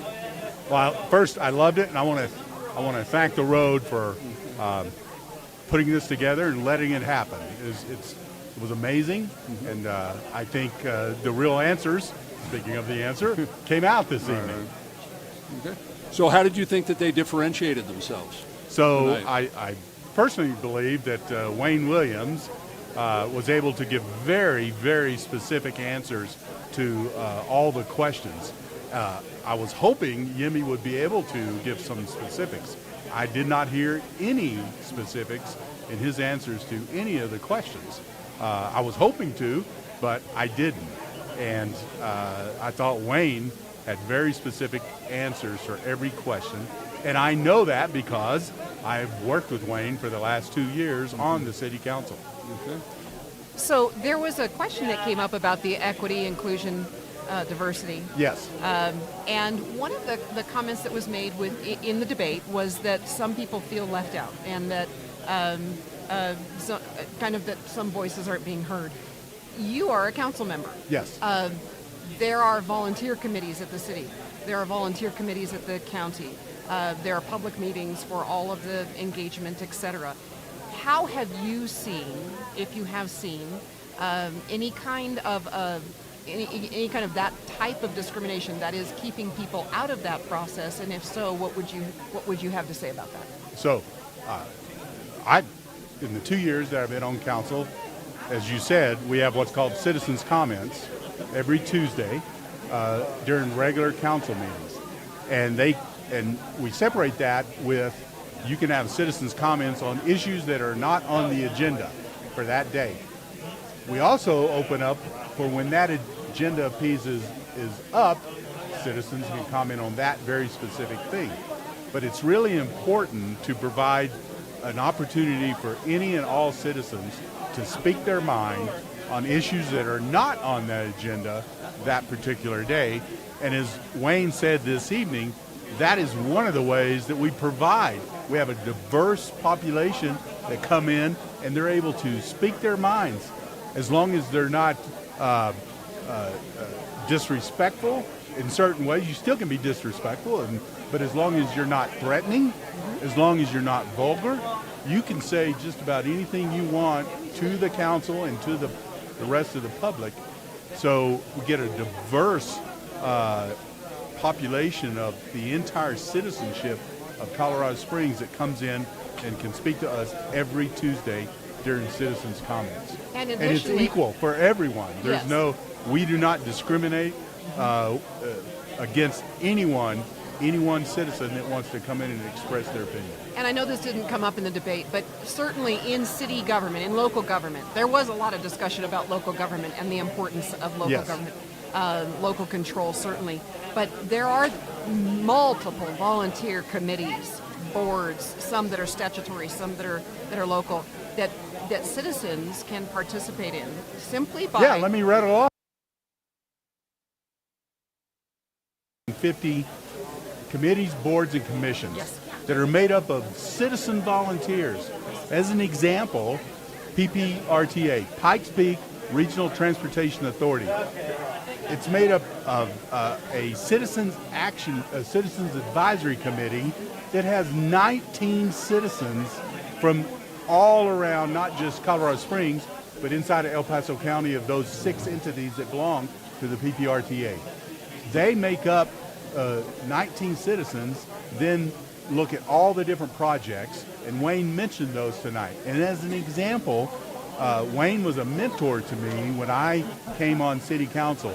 The first thing he did was ask me to be on that committee, that board actually, of the PPRTA. And then he encouraged me to run, and they elected me as the chair of the Pikes Peak Regional Transportation Authority. And together, Wayne and I, along with Councilmember Avila, we set out to make sure of the projects that are still in PPRTA 2 that had been voted on back in 2012 are being completed. As Wayne says, promises made, promises kept. And that's exactly what we have done in the PPRTA, and that's only one board, committee, and commission that makes up our city. And again, 19 citizens are on that particular committee inside the PPRTA. It's the same thing. I'm on the LETAC. Wayne and I were both on LETAC, Law Enforcement Transparency Advisory Committee. And that's made up of citizens that look and see they're trying to help our police department become better and move forward. And again, Wayne and I are on that particular commission. And so again, that's just 2 of those that make up the citizens in our community. The Planning Commission, the City Planning Commission, is again made up of a multitude of citizens that we vote in, again, that Wayne and I are part of, as well as the other council members. Councilman Helms, thank you so much for joining us here. You bet. And I look forward to talking to you again. We got to Okay. talk Go about Wayne. what's going on in City Council. Yep. Okay, we got a formal endorsement here. Absolutely. Okay, thank you. Yeah. Vote for Wayne Williams. Thank you very much. Thank you. Well, we have 2 more interviews before we wrap up tonight. We have Jay Inman, who is former city council candidate, twice, and then Sally Clark, who came very close to being in this debate tonight, right? About 1,500 votes. So we're going to be finishing tonight's evening with Sally Clark. So please stick around for that. Jay, what do you think perseverance is the word of the day. Is It is. Perseverance is the word of the day. This debate tonight, in my opinion, I think that Yemi bloviated around all the answers. He had very few specifics as he talked to things, but there's a couple of things that really hit me. 2 words. He said he's going to transform and disrupt our city. That comes from critical race theory, and it is a copy and paste from the Marxist dialectic. I don't want Yemi as my mayor. I know that I think Wayne did a great job. He got into specifics.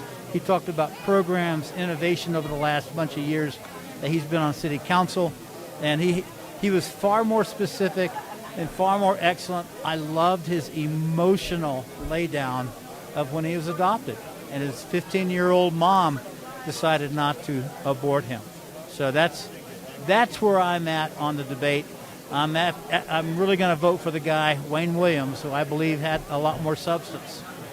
So that goes to a question just in terms of how you think the candidates did in differentiating themselves in the minds and hearts of voters. So in politics, you get them in the pocketbook in terms of, connecting, and then there's an emotional bond. So in the hearts and minds of the people who were here tonight in this faith-based community, how do you think they differentiated themselves?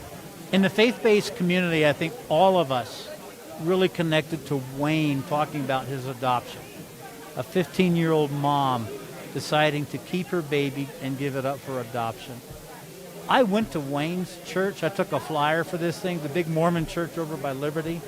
I was amazed at how effusive and encouraging and how complimentary people were about Wayne. They put the flyer for this on their main bulletin board. It says a lot about a man, whether or not you agree with his church. It says a lot about a man when his people, the people he goes to church with, say so many good things about him. And so that really sealed the deal for me with Wayne. Now, on the debate here, I believe that Yemi, using his highfalutin language without specifics, without the things that would have made him a good candidate, if you will, without those details, Yemi, I believe, failed to connect with the faith crowd. The thing is, he did connect with that 30% of Colorado Springs citizens who voted for him. He connected with the Democrats and the liberals and all that. I believe that in our country, abortion, LGBTQ, all this equity stuff, what you do with it, I believe those have become theological issues. And people are trying to make them political so they can vote them away or down or in their direction. But because they are theological issues, things about right and wrong, for the faith community, I believe Wayne connected well with us. Yemi did not. And his bloviation did not sway many hearts here who are the faith hearts. Now, Democrats and liberals, they'll probably vote for him all day long. So you're going to run again? It's too early to tell. Third time's the charm? People have told me I need to run for city council, this, that, and the other. I think what I really want to do, I want to take my beautiful bride to Grand Canyon and Zion. It's kind of like what Tucker said when the press asked him what he's going to do next. Hors d'oeuvres and appetizers and maybe an entree. So that's where I'm going to leave it. Well, thank you. Thanks for staying in the game. You Jay. bet. Appreciate it. Well, we're going to finish up tonight. Amy, hey, Jay, would you please get Sally Clark? Thank you. So we're going to finish up tonight's broadcast by speaking with former mayoral candidate Sally Clark, who was really the third strong runner in the race, came very close, I think within a little bit more than a percentage point. Yep. Oh, come on. We've been telling the people you're coming. No, sorry, you're already. No, we're not letting you go. She's very tired. But we're having to. Come on.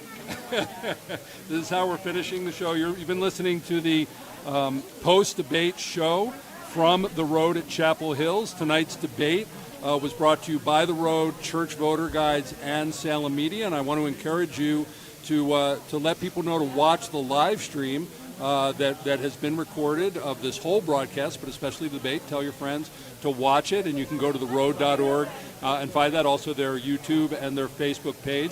And also use Church Voter Guides. We have a special edition voter guide with Wayne and Yemi in it at churchvoterguides.org. And also check out our new news venture that we'll be launching soon called The Peak.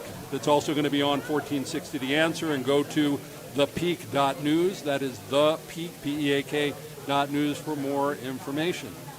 Sally Clark. Hi there. Hi. How are you? I appreciate See some friendly faces here, I know, from previous from previous lives, I guess I would say. So, what did you think of tonight's debate?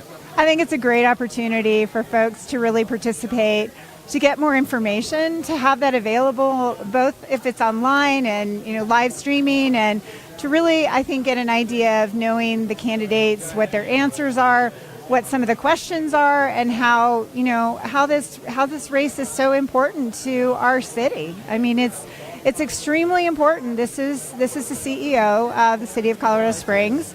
The council will have their decision-making processes of passing ordinances and kind of staying in their lane to consider the budget that the mayor proposes. But I really think that this is an important watershed election, and I'm glad to see the hosting of these types of debates and forums that really give, I think, the public an opportunity to see them one-on-one when you can't necessarily go to every forum or to be at every place, having as many different places where they can hear their answers to important questions. Well, and I love, just the fact there were so many elected officials here tonight, candidates, former candidates that were here. And when you deal with politics on a local level, you can really get to know the people. The others are very inaccessible, but it really is a community here. Yeah, there are still a lot of people here and lots of conversation going on. So it Sure. really. Sorry you missed it if you didn't come down. Maybe next time. There you go. So having just come out of the general side of the mayoral election and now we're in the runoff, what are your thoughts about the way this whole process works, the whole general and the runoff election? Well, I think that obviously it's part of the city charter, so that's the way it runs, that you have the top two candidates, and obviously I didn't quite make the top two candidates, so it's good for me, though, to see, to really understand now as somebody who's watching and seeing who they want to support, is hearing their answers to the questions. I mean, my priorities, and I think what I heard on the campaign trail through all of the many forums that we did with 12 candidates and 1 minute to solve homelessness, which was a little bit concerning to try and figure that out. But, the issues that are important are crime and really reducing homelessness and affordable housing and what we do about our infrastructure and our water system and how we assure that we do proper planning for growth. And I know a couple of you and I have talked about this in terms of how we might engage the entire community on these issues, not just Colorado Springs, but Colorado Springs isn't an island. It's a part of El Paso County, and I think there's got to be regional discussions on some of these solutions. So do you think the candidates were able to differentiate themselves on those, especially you mentioned crime, and that's certainly something that I hear a lot. Do you think they were able to differentiate themselves on that issue? I think that that is a complicated issue that probably needs to be brought out. What I found, especially as being a candidate, is there were so many different questions, and you had 1 minute to solve an issue or to talk about your detailed plan. I mean, people would say, what's the plan? What's your plan? Well, I can't detail that plan in a 1 minute answer. And so I think there could be more opportunity to focus on more specific subjects that would then give you a deeper understanding for where the candidates are. I mean, it's great for, like, our former city council member who's saying that, that they added all these police officers, but those police officers aren't there. They're still short over 60 police officers. And so we have, maybe 30 to 40 on the street every day in a city that's almost 500,000 people and 200 square miles. So trying to basically say, we hired these people, you didn't necessarily, and maybe not as say, well, can you explain that a little bit more? How many police officers do we have on the street every day, and how are you going to solve that in terms of recruitment and retention? Last question, as we're wrapping up the night. There are people that are out there that don't necessarily like either one of these candidates, and they're thinking about checking out and staying home. You, of all people, who may, came within, a small percentage point of being here tonight, you might have a right to think that way. What do you say to those people who want to check out because they're not into either candidate? I think that, we have a responsibility to make a selection. And I really do think that, it's hard now because there are only two. So but you still have a choice. I would suggest that they go to their websites, that they contact them directly, go to more of these types of forums. There's a few more scheduled in the next week or so to be able to learn more about the candidates, but spend some time on their websites, look at videos, take the time to do your research about, and use the church voter guide. I know that, I think all of us here were here tonight. Even those of us that didn't win, we participated in that church voter guide. And there's lots of different guides out there, lots of different questionnaires that came from media sources. It was a lot of, I will tell you, I probably had 20 questionnaires on my stack, and I just tried to get through them one at a time. Well, thank you for answering Church Voter Guide. Thank you. Well, thank you. Thanks so much. And I just encourage people, you don't even have to get out to vote. Just make sure you got your stamp on there and fill it out, and make sure you follow by May 16th, and do not put it in the mail on May 16th. Right. Make sure you mail it at least the week before, or drop it off in one of the many drop boxes. Yeah. Sally Clark. Thank you. Thank you Kite. for being on the program, and thank you for running. Okay, well, we're just about to wrap it up here. Chaim Goldman, the Watchman, and Amy Lathan. Amy, why don't you give a final comment tonight? What's been your experience here tonight? Well, it's an affliction, politics, right? So I do have that affliction. So I love the debate. I love listening to people talk about it. I do appreciate people jumping in. Obviously, I appreciate those that align with my values and my beliefs. The most, of course.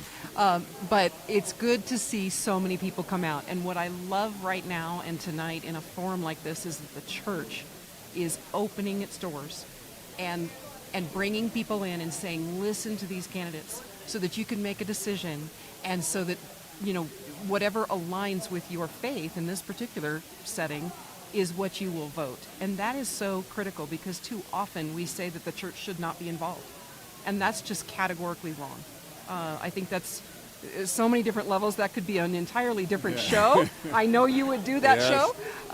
But I'm really glad to see the turnout. I'm sure there were several hundred people here tonight, and I appreciate that they were here I think we went over 450, I think, is what was the number that we were doing that, and that's fantastic. That's awesome. But we missed you if you weren't here, but we hope that you were watching online, because it wasn't just the people here, but we were broadcasting on the radio and on live stream across the city. I think our live stream was also picked up by other entities, so who knows how many we did, but we did this. This is a labor of love. We love Colorado Springs. We love El Paso County, but we love having the church get involved, and that's what Church Voter Guides is about. We are part of the populace. We're not supposed to stay out of this.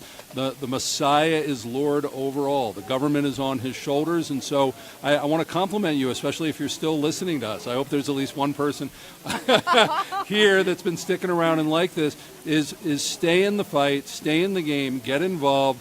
Look into Church Voter Guides at churchvoterguides.org. This is a project that we started 2 years ago. We've been very successful here, but we have a vision to take it around the whole country, because we're able to, because it's grassroots, and we can train people to do just what we did. It has to be a labor of love, but very few people can do this. I've proven that for 2 years. Me and my family and a handful of other people have put that out. So use the voter guide, but look into supporting what we're doing and in all different ways, and get involved. This city is so important. If you're here, and you need to be involved, because we are the people. And what I've been seeing, Amy, is the church, which is really the moral accountability for a society. We checked out of that realm. Then the media, for the most part, checked out of that realm. And if you don't have, it's almost like there's a party going on, and the parents aren't home. If you don't have the moral accountability, and you don't have the truth and the reporting and the transparency of the media, that's how a society goes down quick. And I don't know if you've looked around, where we seem to be going down quick.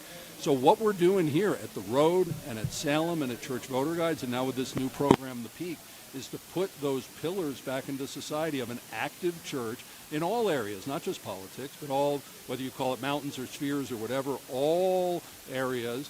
And then the media is so important. And Salem has been in this town for over 20 years. And we have 3 radio stations. We have the Christian music station, the biblical teaching and talk station, and what we've been broadcasting on tonight, which is AM 1460 and FM 101.1, The Answer, which is our conservative talk station. And those together really, really encompass the whole Christian community. And so it's so great, you know, you've known me for years and what I've been doing, to go and work for them, because it really, I've been allowed to do exactly what I was doing, but to literally and figuratively amplify it and get it out there. But you know me, I love getting other people's voices out. That's what tonight was about, and that's what this show is about, called The Peak. And so I'm going to finish just by talking about it for a little bit. This is something I've wanted to do for years and years. Sort of feels like the reason I came to town is to have a show that brings everything out into the light. Good. To talk about what's going on at the mayor's office. So you know what? No matter who wins, we're going to be talking about that and what's going on at city council and the school board, but also other areas in the media, to challenge the media to step up. And really report on what's going on in arts and entertainment and everything else. Because this is such a wonderful city, but for some reason it's being characterized as being divisive or other things.